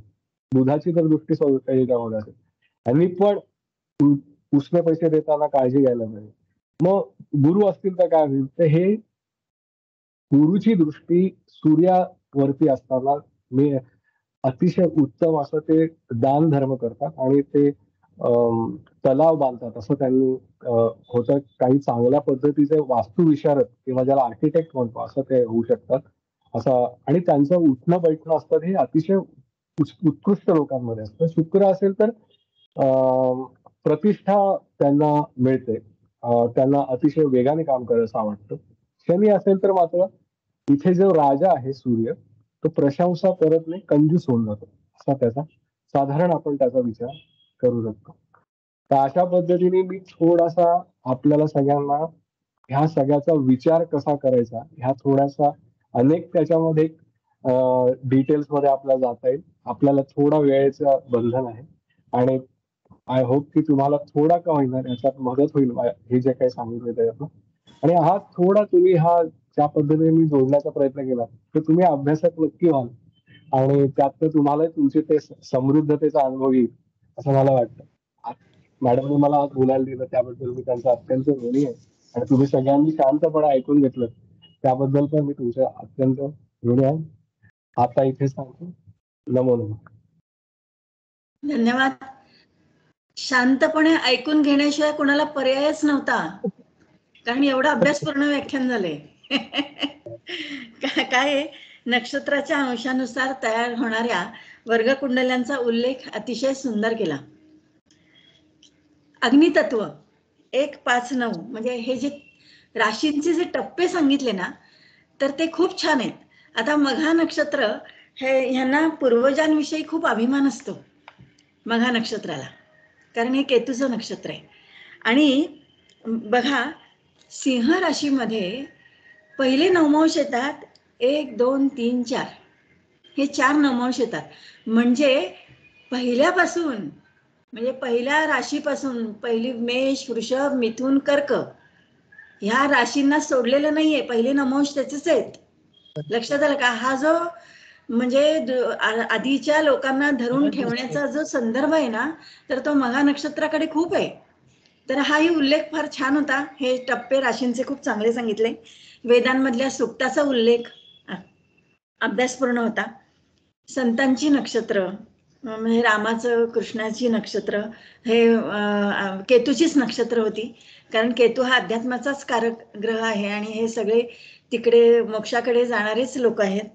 पितृतर्पण विधी केला पाहिजे हा एक फार छान उल्लेख पंचमस्थानच्या संदर्भामध्ये म्हणजे आराध्य वृक्षाचा जो संदर्भ आणि आरोग्य जे सांगितलं वडाच्या झाडाचं, तर ते पण खूप सगळ्यांना भावलं. 125 अंशाचा तारा जो हे केला ना, ते डीप अभ्यास दाखवतो तुझा. लक्षात आलं का? तर तो एक फार छान होता. आणि रवी मघा नक्षत्राच्या प्रत्येक चरणामध्ये काय फळ देणार हे पण अतिशय सुंदर सांगितलं. बघा मघा नक्षत्र कसं आहे तर मृदू बोलणार आहे, कमी बोलणार आहे आणि प्रामाणिक आहे, प्रसन्न व्यक्तिमत्व असणार आहे. ह्या लोकांना दुसऱ्यांना भेटवस्तू द्यायला फार आवडतात. हे नक्षत्र कोणत्या राशीमध्ये आहे, कुठल्या स्थानात आहे बरं का, त्यावर या नक्षत्रांची म्हणजे केतूची नक्षत्र विशेषतः तर त्याची फळं ही अवलंबून असतात. नाक, ओठ, हनुवटी यांवर याचा अंमल आहे आणि एकंदरीत आरोग्यदायी नक्षत्र आहे. आता एक मघा नक्षत्राविषयी विशेष तुम्हाला असं सांगते की मला राहवलं नाहीये की चंद्राचं नक्षत्र हे जर केतूचं असेल, म्हणजे आता केतूची नक्षत्र 3 आहे, अश्विनी, मघा आणि मूळ ही केतूची नक्षत्र आहेत. तर चंद्राचं नक्षत्र जर केतूचं असेल तर ह्या व्यक्तीचं अचेतन माइंड प्रवृत्तीशी जोडलं जातं, निसर्गाशी जोडलं जाते. राहू म्हणजे काय तर राहू म्हणजे विज्ञान आहे आणि केतू म्हणजे अचेतन माइंड आहे. केतू हा अध्यात्माशी जोडला गेलेला ग्रह आहे, हे लक्षात घ्या. त्यामुळं अचेतन माइंड त्या केतूकडे आहे. मग ह्यांच्या बाबतीत ज्यांचं मघा नक्षत्र आहे किंवा ज्यांचं केतूची नक्षत्र आहेत ज्यांची, त्यांच्या बाबतीत ज्योतिष हे वरदान आहे. हा एक खूप मोठा संदेश मी आज तुम्हाला देते की ज्यांचं नक्षत्र केतूचं आहे त्यांना ज्योतिषशास्त्र हे एक वरदान आहे आणि ह्या वरदानाचा उपयोग त्यांनी जर आपल्या आयुष्यामध्ये करून घेतला तर त्यांना मोक्ष लांब नाही. लक्षात आलं का? हा एक भाग आहे आपल्या याचं आहेच. ज्योतिष आणि अध्यात्म या एकाच नाण्याच्या 2 बाजू आहेत आणि त्यातलं हे दुसरं नक्षत्र जे केतूचं नक्षत्र आहे, केतू म्हणजे मुक्ती आहे, केतू म्हणजे अध्यात्म आहे आणि केतू म्हणजे ज्योतिष आहे, हे आपल्याला विसरून चालणार नाही. तर त्यामुळं अतिशय सुंदर अभ्यासपूर्ण असं व्याख्यान सौरभनी दिलेलं आहे, त्याबद्दल त्याचे धन्यवाद. आता आपण येणार आहोत पुढच्या वक्त्याकडे. शशिकला चिंचवले ह्या पण आदिशक्ती ज्योतिर्विद्यालयाच्याच विद्यार्थिनी. चित्रा नक्षत्र आज त्या मांडणार आहेत. बघा, हे सगळे लोक फक्त ज्योतिषामध्ये नाही आहेत, तर इतरही अनेक गोष्टी त्यांच्याकडे आहेत, अनेक कला आहेत त्यांच्याकडे. कसं बघा, फॅशन डिझायनिंग आहे, टेलरिंग आहे. हे स्वतःचा 20 वर्ष हे ह्या फॅशन डिझायनिंग आणि टेलरिंगचं इन्स्टिट्यूट त्यांनी चालवलं. ज्योतिष विशारद, ज्योतिष पंडित ह्याचं शिक्षण त्यांनी आपल्या आदिशक्तीमधूनच घेतलंय.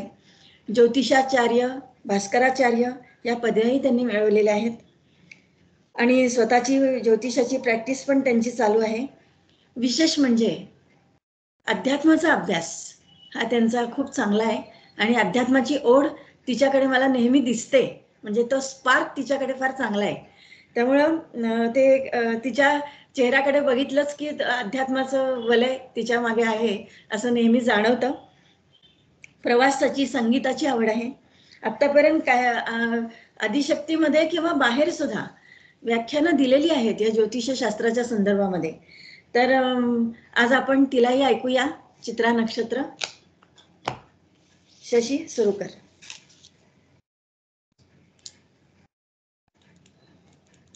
अनम्यूट कर, अनम्यूट कर.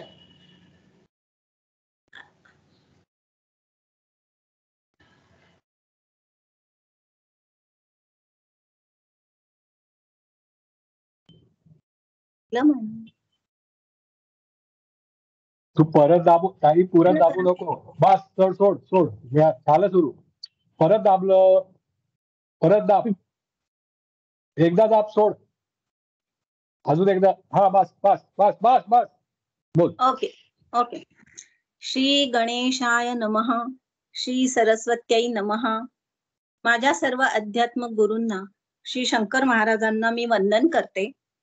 माझ्या ज्योतिषीय गुरुवर्या डॉक्टर सौ शिल्पा अग्निहोत्री मॅडम आणि सांगलीचे श्री अवधूत जेरे गुरुजी यांना मी वंदन करते.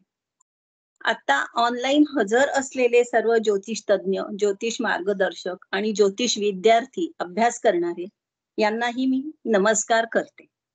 आज आपण नक्षत्रांचे देणे या मालिकेतून नक्षत्राविषयी माहिती घेत आहोत. तर नक्षत्र म्हणजे काय हे सांगायचं झालं तर आता तुम्हाला बऱ्याच नक्षत्रांची जी आपली व्याख्यान मालिका चालू आहे त्यात आपल्याला सगळ्यांना त्याची व्याख्या माहिती झालेलीच आहे. तरी पण आकाशातील काही विशिष्ट ताऱ्यांच्या समूहाला नक्षत्र असे म्हणतात. आता ही नक्षत्रे आकाशामध्ये स्थिर असतात, स्वतःच्या ठिकाणापासून कधीही ढळत नाही, म्हणून न क्षरते इति, म्हणून त्यांना नक्षत्रे असं म्हटले गेलेलं आहे. भारतातील लोकांची नक्षत्र पद्धतीवर मोठी श्रद्धा आहे. पूर्वी नक्षत्र ज्योतिष आणि ग्रहांच्या वरून ज्योतिष उशिरा सांगण्यात आले, पण नक्षत्रांवरून अभ्यास करूनच आपले ऋषी मुनींनी वगैरे नक्षत्रावरून बरीच भाकितं केलेली आहेत आणि ती तंतोतंत खरोखर आलेली आहे. म्हणून या ज्योतिषशास्त्रात, फलज्योतिषात ग्रह ज्या नक्षत्रात असतात त्याच्या अनुरोधाने जे फले देतात त्याची प्रचिती आपल्याला येतेच येते. आता क्रांतिवृत्ताच्या 360 अंशाच्या वर्तुळात 27 नक्षत्रे आहेत, म्हणजे 360 अंशाचे 27 समान भाग होय. प्रत्येक भाग 13 अंश 20 कलांनी व्यापलेला आहे. तसेच क्रांतिवृत्ताचे 12 समान भाग म्हणजे 12 राशी. प्रत्येक राशी ही 30 अंशाची असते. प्रत्येक नक्षत्रात 4 चरण येतात. प्रत्येक चरण 3 अंश 20 कलेचे असते. एका राशीत 2.25 नक्षत्रे व 9 चरण येतात. नक्षत्रांची सुरुवात ही अश्विनी नक्षत्रापासून सुरू होते व रेवती या 27व्या नक्षत्राला संपते. म्हणजे हे 27 नक्षत्रांमध्ये आता आपले जे व्याख्यान चालू आहे नक्षत्रांच्या देण्यामध्ये, त्याच्यामध्ये हे 14वं नक्षत्र चित्रा नाव या नक्षत्राचं आहे. तर ह्या चित्रा नक्षत्राबद्दल मी केलेला अल्पसा अभ्यास व त्यातून मला मिळालेली अल्पशी माहिती ही मी आता आपल्या पुढे सादर करीत आहे. आणि नक्षत्रांविषयी बोलायला मला मॅडमनी सांगितल्यामुळे प्रथम मॅडमचे मी आभार मानते. चित्रा नक्षत्राचा श्लोक असा आहे: चित्र माल्यांबरधर कामशास्त्र विशारदः द्युतिमान धनवान भोगी पंडित स्वाष्ट्रधिष्णजा. आता याचा अर्थ काय? अगदी थोडक्यात म्हणजे हर तऱ्हेचे पुष्पमाला व वस्त्रे धारण करणारा, कामशास्त्र जाणणारा, तेजस्वी, धनवान, भोगी आणि पंडित असा चित्रा नक्षत्री जन्मणारा होतो. आता चित्रा हा शब्द उच्चारताच आपल्या डोळ्यासमोर एखादे सुंदर, रेखीव, आकर्षक, सुबक चित्र डोळ्यासमोर उभे राहते. असे हे चित्रा नक्षत्र चिरकाल तारुण्य देणारे, नेहमी टवटवीत असणारे नक्षत्र आहे.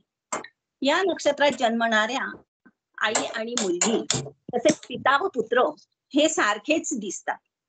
या नक्षत्राचा स्वामी मंगळ असल्यामुळे या लोकांमध्ये थोडासा मंगळाचा हट्टीपणा मात्र या लोकांमध्ये दिसून येतो. हे नक्षत्र द्विपाद नक्षत्र आहे. कन्या राशीत शेवटचे 2 चरण व तुळा राशीत पहिले 2 चरण या नक्षत्रात येतात. निसर्ग कुंडलीप्रमाणे 6ठ स्थान आणि 7म स्थानाचा या ठिकाणी बऱ्यापैकी संबंध येतो. आता कन्येत 2 चरण आहे म्हणून कन्येचा स्वामी बुध आणि या बुधाची अप्रतिम बुद्धिमत्ता, तसेच तुळेचा स्वामी शुक्र, या शुक्राचे सौंदर्य व कला कौशल्य, तसेच या नक्षत्राची देवता त्वष्टा, त्वष्टा म्हणजे विश्वकर्मा, यांचा अपूर्व संगम या नक्षत्रामध्ये दिसून येतो. आता ह्या नक्षत्राचं वैशिष्ट्य आणि देवता जी आपल्याला सांगितली गेली आहे की विश्वकर्मा. हे विश्वकर्मा ही देवता आहे. म्हणजे हे विश्वकर्मा ची एक थोडीशी गोष्ट म्हणजे हे देवतांचे मोठे आर्किटेक्ट, इंजिनियर, इंटिरियर, रसायनशास्त्रज्ञ, वास्तुशास्त्रज्ञ आणि हे विश्वकर्मा फार मोठे ज्योतिषी होते. ह्यांची थोडक्यात गोष्ट म्हणजे आपण यांची माहिती करून घेऊया की हे सूर्यनारायणांची पत्नी संध्यादेवी यांचे पिताश्री होते. या संध्यादेवी मोठ्या तपस्वी आणि महादेवांच्या त्या भक्त होत्या. विश्वकर्मांनी एक रसायन बनवले होते. त्याचा उपयोग त्यांना म्हणजे त्या काळात आपले एखादी प्रतिकृती तयार करून त्याच्याकडून आपलं काम करून घेण्यासाठी त्या रसायनाचा उपयोग केला जाणार होता. हे रसायन जेव्हा बनवले तेव्हा या विश्वकर्मांची मुलगी संध्यादेवी यांना हे माहिती होते. पण आता काही दिवस संध्यादेवी मात्र त्यांच्या संसारात व्यवस्थित असताना त्यांना असं वाटलं की मी महादेवांची भक्त आहे आणि त्यांचं तप मी का करू नये बराच वेळ. मग त्यांना एक मुलगा आणि मुलगी म्हणजे यम आणि यमी होते. मग माझ्या मुलांचा सांभाळ कोण करणार, माझ्या नवऱ्याकडे कोण बघणार, हा विचार त्यांनी करत असताना वडिलांनी तयार केलेलं जे रसायन आहे हे रसायनाबद्दल त्यांना माहिती झालं. मग त्यांनी एक दिवशी आपली प्रतिकृती बनवली. म्हणजे त्यांच्या स्वतःच्या सावलीवर ते रसायन टाकलं. त्याच्यातनं सेम त्यांच्यासारखी दिसणारी जी प्रतिकृती झाली त्यांच्या छायेपासून झाली म्हणून तिला त्यांनी छाया म्हटलं.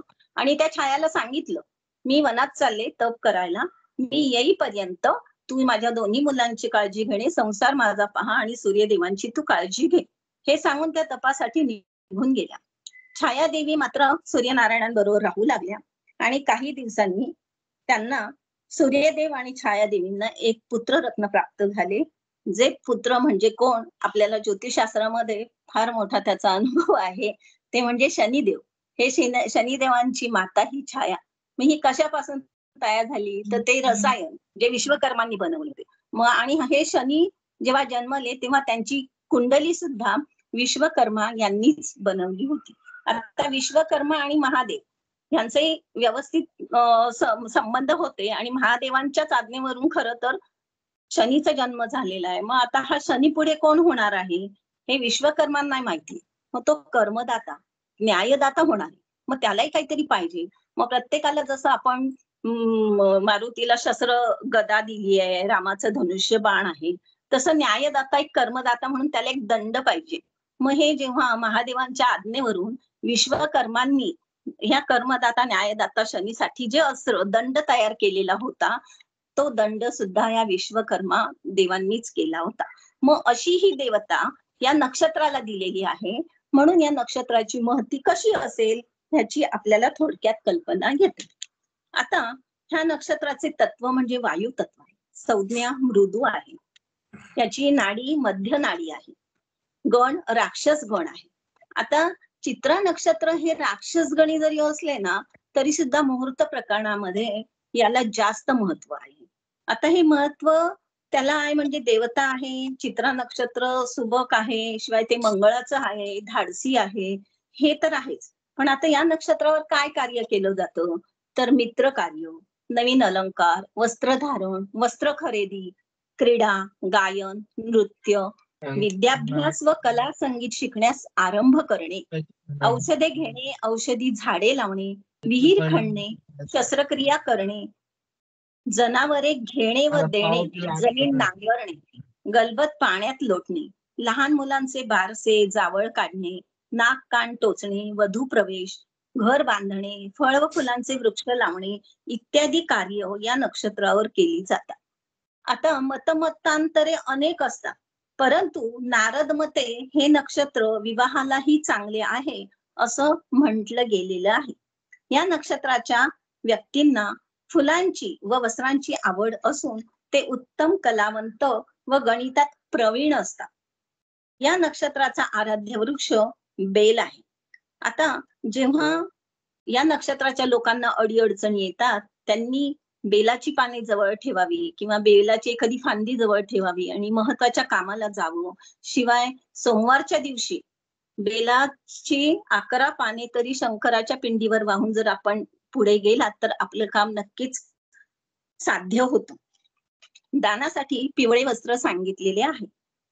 हे नक्षत्र राक्षसजणी जरी असले तरी लक्ष्मीदायक आणि शुभ गुणांनी युक्त आहे.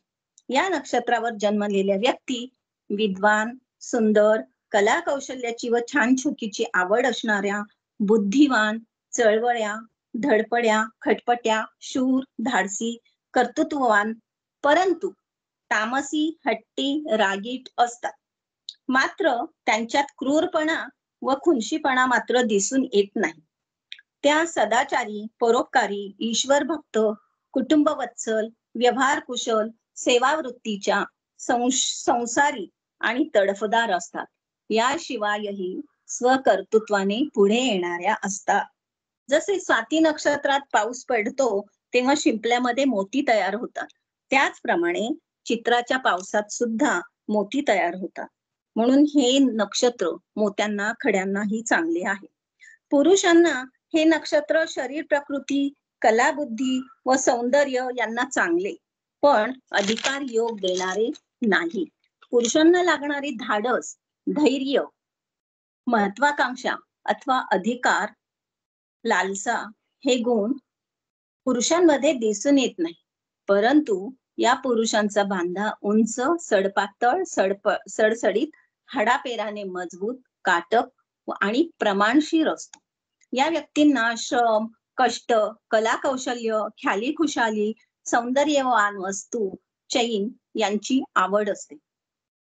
स्त्रियांना हे नक्षत्र फारच चांगले. रूप, सौंदर्य, बुद्धी, धन, कला कौशल्य या दृष्टीने तर उत्तम आहेच, परंतु या सर्व गोष्टींचा मिलाप या नक्षत्रात दिसून येतो. या नक्षत्रावर जन्मलेल्या स्त्रिया उंच पण सडपातळ बांध्याच्या, प्रमाणशीर, रेखीव अवयव असणाऱ्या असतात. त्यांचा चेहरा आकर्षक, मोहक, चमकणारा असतो. नाक सरळ व सुरेख डोळे असतात. डोळ्यांचा आकार थोडा मोठा असतो, शिवाय डोळे काळेभोर असतात. भुवया कमानशीर आणि ओठ हे धनुष्याकृती असतात. अशा स्त्रिया चिरकाल तरुण दिसणाऱ्या असतात आणि बऱ्याच जणांना अशा स्त्रिया भुरळ पण पाडतात. ज्या स्त्रियांच्या पत्रिकेत चंद्र शुक्र असतो, त्या चंद्र शुक्र ज्यांच्या पत्रिकेत या नक्षत्रामधून दिसून येतो, त्यांचा छंद मात्र नृत्य, चित्रकला, रांगोळी, भरतकाम, पेंटिंग, कशिदा विणणे, शिवणकाम हे गुणधर्म त्यांच्यामध्ये जास्त प्रमाणात आढळून येतात. आता या नक्षत्राखाली येणारा वर्ग कसा असेल, तो बराचसा श्रीमंत, सुखवस्तू असतो. कारागीर वर्गही जास्त प्रमाणात आढळून येतो, जसे की सोनार, हिरे घासू, धातूच्या भांड्यांचे कारागीर, तांब्या पितळापासून तयार करणारे, भांडी तयार करणारे, नंतर कारागीर, टेलर्स, पेंटर्स, चित्रकार, शिल्पकार, सौंदर्य प्रसाधने तयार करणारे, सोने, चांदी, हिरे, माणिक, रेशमी व उंची वस्त्रे यांचे व्यापारी, सुंदर शोभेच्या वस्तू तयार करणारे, नाटक, सिनेमा यांना लागणारे पडदे व वेशभूषा तयार करून देणारे, चैनीच्या वस्तूंचे व्यापारी, हिरो हिरोईन्सचे ड्रेसेस तयार करून देणारे टेलर्स आणि कॉन्ट्रॅक्टर इत्यादी वर्ग या नक्षत्रामध्ये आपल्याला दिसून येतो. आता या नक्षत्रामध्ये आपण पाहणार आहोत की ग्रह काय फलित देतात. तर चित्रा नक्षत्रात रवी असेल तर शरीर प्रकृतीच्या दृष्टीने बरा, शरीर काटक व मजबूत, शारीरिक जीवनशक्ती चांगली, बुद्धीने कमी, अधिकार योगाला बरा. चंद्र या नक्षत्रात असता फार चांगला, बांधा गोंडस व प्रमाणशीर, चेहरा सुंदर, डोळे मोहक व मोठे, बुद्धी कमी असली तरी रूप, कला व धन यांच्या दृष्टीने चांगला, धीट असतो, विनोदी आणि हुशार असतो व्यक्ती. मंगळाला मात्र हे नक्षत्र स्वतःचेच असल्यामुळे खूपच चांगले. बांधा उंच, सडपातळ, सडसडीत व काटक असतो, मेहनती असतो, चेहरा सुंदर परंतु जरा उग्र दिसतो. या व्यक्ती रागीट, चैनी, जास्त कामासक्त असतात. मंगळ जर बिघडलेला असेल तर कामी, व्यसनी, व्यभिचारी, गर्विष्ठ व अस्थिर असतो. मंगळ चांगला असेल म्हणजे च राशीचा, उच्च राशीचा, मित्र राशीचा, केंद्र कोणात असेल तर शस्त्रक्रिया करणारे उत्तम डॉक्टर, सर्जन, आर्किटेक्ट, इंजिनियर्स, यांत्रिक कलाकौशल्य असे असणारे असतात. बुध बुध या नक्षत्रात असता बुधाला हे नक्षत्र फारसं अनुकूल नाही. चेहरा सुंदर असतो, पण बांधा व बुद्धी मात्र मध्यमच असते. विनोदी, खुशमस्कऱ्या, आळशी व थोडा दुर्गुणी असतो. गणित व भूमितीला मात्र बरा. गुरु या नक्षत्रात रूप व धन चांगले देतो. शरीर सशक्त, साधारण भरलेले असते. बुद्धी मध्यम असते, पण श्रीमंत, व्यापारी, सोनार यांना मात्र चांगला असतो. आता गुरु शुक्र या नक्षत्रात असता मात्र खूप चांगले. रूप, धन, कला यासाठी चांगला. शरीर प्रमाणशीर, सुडौल, आकर्षक, अवयव रेखीव, सुंदर, चेहरा मोहक असतो. टेक्सटाईल, गायन, वादन, नृत्य, आर्किटेक्ट, कला कौशल्याची कामे, उंची वस्त्रे, हिरे, माणिक, मोती, सोने, सौंदर्य प्रसाधने इत्यादींच्या व्यापाराला चांगले. वाहन सौख्य उत्तम व धनवान असतो. शनी या नक्षत्राला फार बरा नाही. शरीर प्रकृती बरी, पण बुद्धी व रूपाने मात्र मध्यम. धनाच्या दृष्टीने उत्तम. धान्य, कापूस, कापड कारखाने, कॉन्ट्रॅक्टर व सर्व वस्तूंच्या व्यापाराला चांगला. मात्र जरा कंजूस आणि संशयी असतो. राहुल हे नक्षत्र चांगलेच आहे. बांधा उंच, प्रमाणशीर, रेखीव, ऐटबाज. डोळ्यात एक प्रकारचा मोहकपणा असतो किंवा जादू आढळून येते. हे लोक जादूगार म्हणून प्रसिद्धीस येतात. ज्यांचे चित्रा नक्षत्र आहे आणि चित्रा नक्षत्रात किंवा ज्यांच्या पत्रिकेमध्ये जर चित्रा नक्षत्रात राहू असेल तर ते लोक नक्कीच जादूगार म्हणून प्रसिद्धीस येतात. जादूच्या विद्येमध्ये ते लोक पारंगत होतात. आर्किटेक्ट, फोटोग्राफी, ड्रॉइंग, पेंटिंग, हस्तकला, कौशल्य यासाठी ते उत्तम. परंतु या व्यक्ती मात्र चैनी, विलासी, रंगेल असतात. धन मात्र यांना चांगले मिळवता येते आणि चांगले मिळते. केतूला हे नक्षत्र फारसे बरे नाही.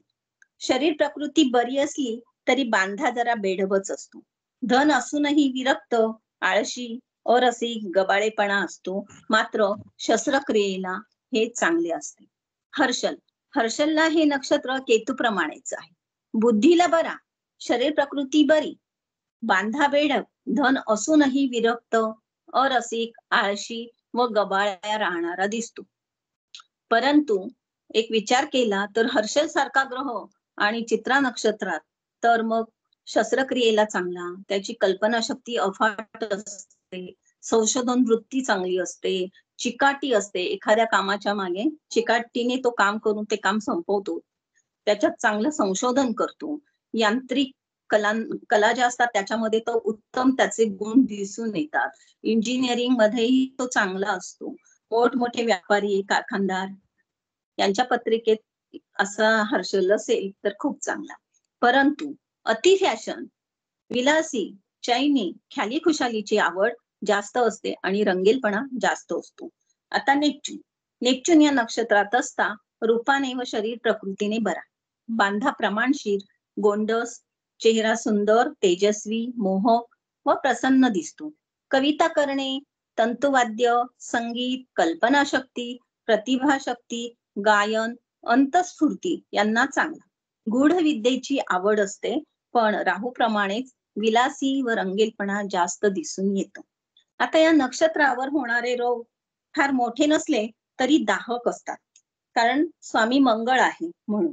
अतिउष्णतेने डोके दुखणे, डोळे जळजळणे, ताप येणे, कंबर दुखणे, कापणे, भाजणे, खरचटणे, शस्त्रक्रियेच्या जखमा, स्त्रियांना मासिक पाळीचा त्रास, युरिनचा त्रास, किडनी स्टोन, किडनीचे विकार, डोळ्यांचे विकार, कावीळ, शिवाय व्यसनामुळे होणारे रोग हे प्रमुख आहेत.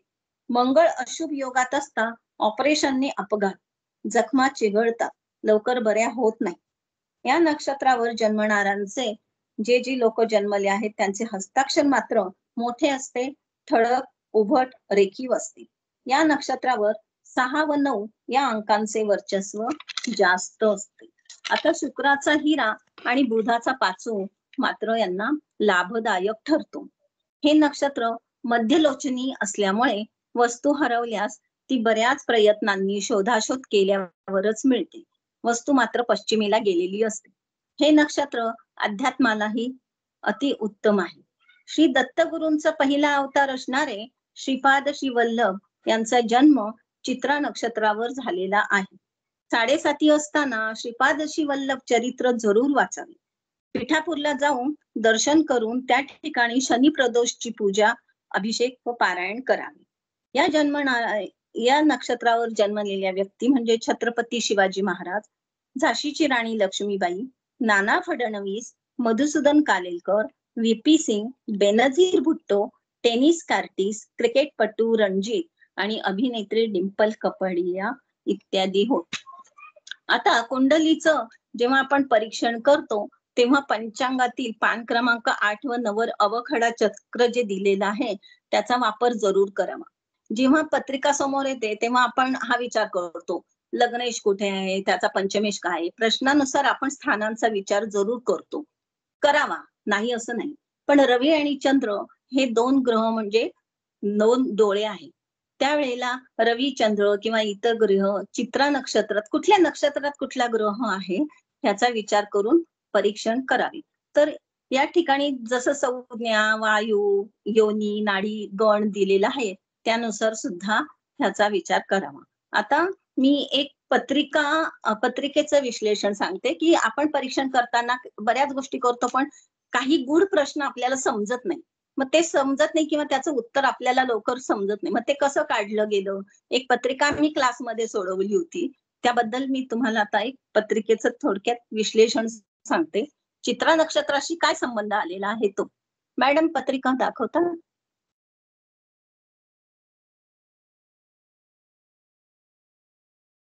हा तोंडाने सांग, तोंडाने. हा चालेल. आता एक पत्रिका आहे की पत्रिका अशी आली की एका मुलाचा मृत्यू जो आहे तो वाघाच्या हल्ल्यात मृत्यू झालेला आहे.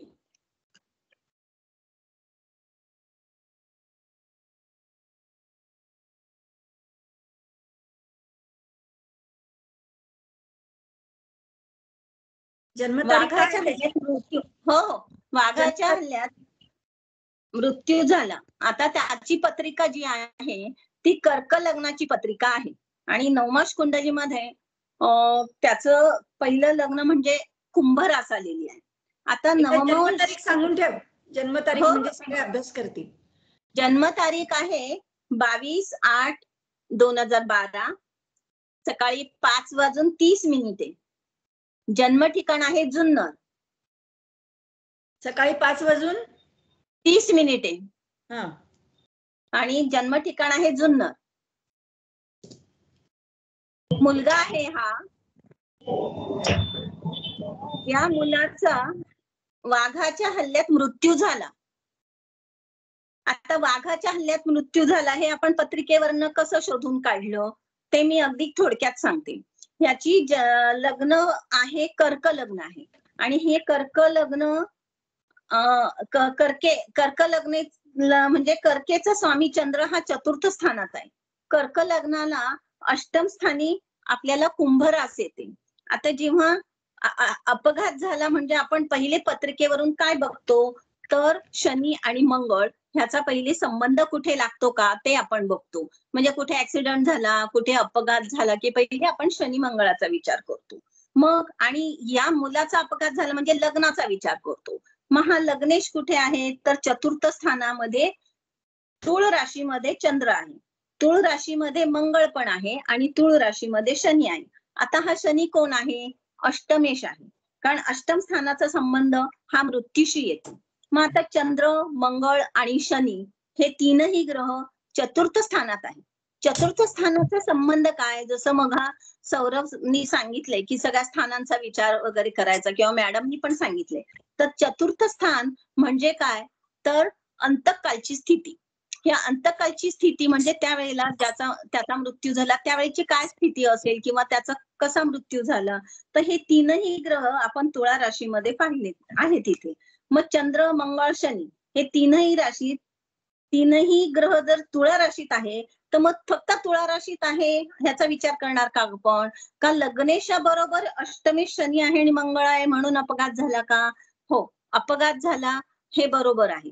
तिथे अपघात दिसून येतो. आता ह्याचा मृत्यूचा जर विचार केला, नवमांश कुंडलीत गेलं तर अष्टमेश जो अष्टम स्थान जे आहे तेच लग्नस्थानी आलेलं आहे. म्हणजे इथे पण ह्या मृत्यूचा संबंध दिसतो. पण हे चंद्र, मंगळ, शनी हे चित्रा नक्षत्रामध्ये आहे आणि मग चित्रा नक्षत्रात आहे, पण मग काय आहे तर मग त्यावेळेला चित्रा नक्षत्र तपासलं तर चित्रा नक्षत्राची योनी ही व्याघ्र योनी आहे.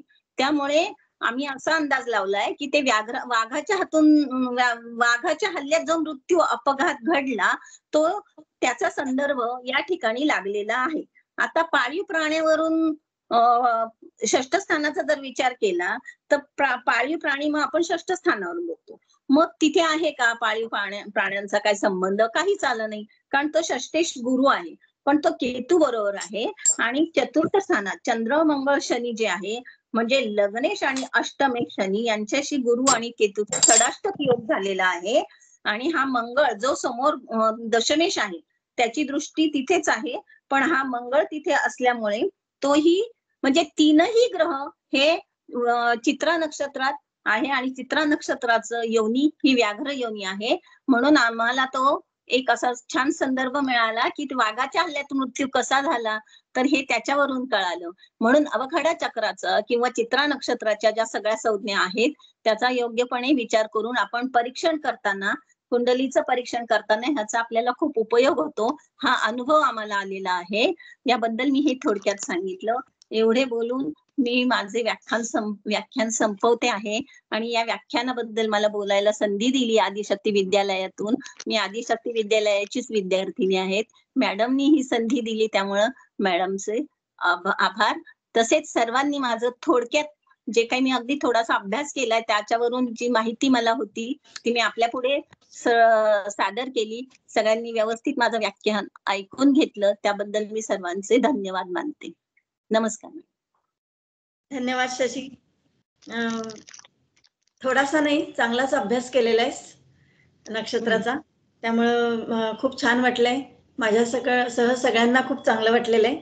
चित्रा नक्षत्राचा संस्कृत श्लोकाने सुरुवात जी केलीस तर ती खूपच छान केली. विश्वकर्माची गोष्ट खूप छान सांगितलेली आहे, जी लोकांना कदाचित माहिती नसेल तर ती आता सगळ्यांना माहिती झालेली आहे. आणि हे संपूर्ण नक्षत्र सांगताना त्या नक्षत्राचा मनुष्य सगळ्या डोळ्यासमोर उभा केलास तंतोतंत. हो. त्यामुळं आणि श्रीपाद श्री वल्लभांचं चित्रा नक्षत्र होतं हे मला सुद्धा आता नवीन कळलं, त्यामुळे खूप छान वाटलेलं आहे. हा बघा, चित्रा नक्षत्र कसं आहे तर एकतर दिसायला सुंदर असतात ह्या मुली आणि म्हणजे हा मनुष्य दिसायला छान असतो. प्रत्येक गोष्टीकडे पाहण्याची दृष्टी ह्या चित्रा नक्षत्राची फार चोखंदळ असते. म्हणजे आणि कुठलीही तडजोड यांना आवडत नाही चित्रा नक्षत्राला. आणि अगदी बारकाईनं प्रत्येक गोष्टीचा बारकाईनं विचार करण्याची पद्धत ही चित्रा नक्षत्राची आहे. आणि कपाळावर आणि मानेवर चित्रा नक्षत्राचा अंमल आहे. तर असं हे चित्रा नक्षत्र खूप चांगलं मांडलेलं आहे. तर त्याबद्दल धन्यवाद. आता आपण शेवट आपल्या क्लासच्या हे जे व्याख्यान आहे तर त्याच्या शेवटाकडे आपण येतोय. ह्याचा शेवट एक खूप गोड असा करणार आहेत पूनम वैद्य. मला वाटतं या बुलढाण्याहून जॉईन आहेत.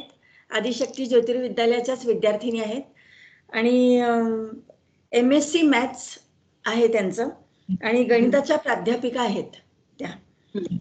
बुलढाणा इथे शिवाजी आर्ट्स अँड सायन्स कॉलेजमध्ये त्या प्रोफेसर आहेत.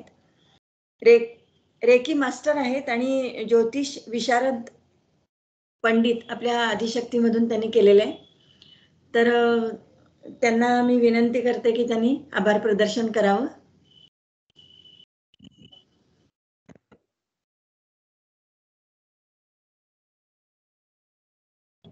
अनम्यूट करा पूनम मॅडम, अनम्यूट करा.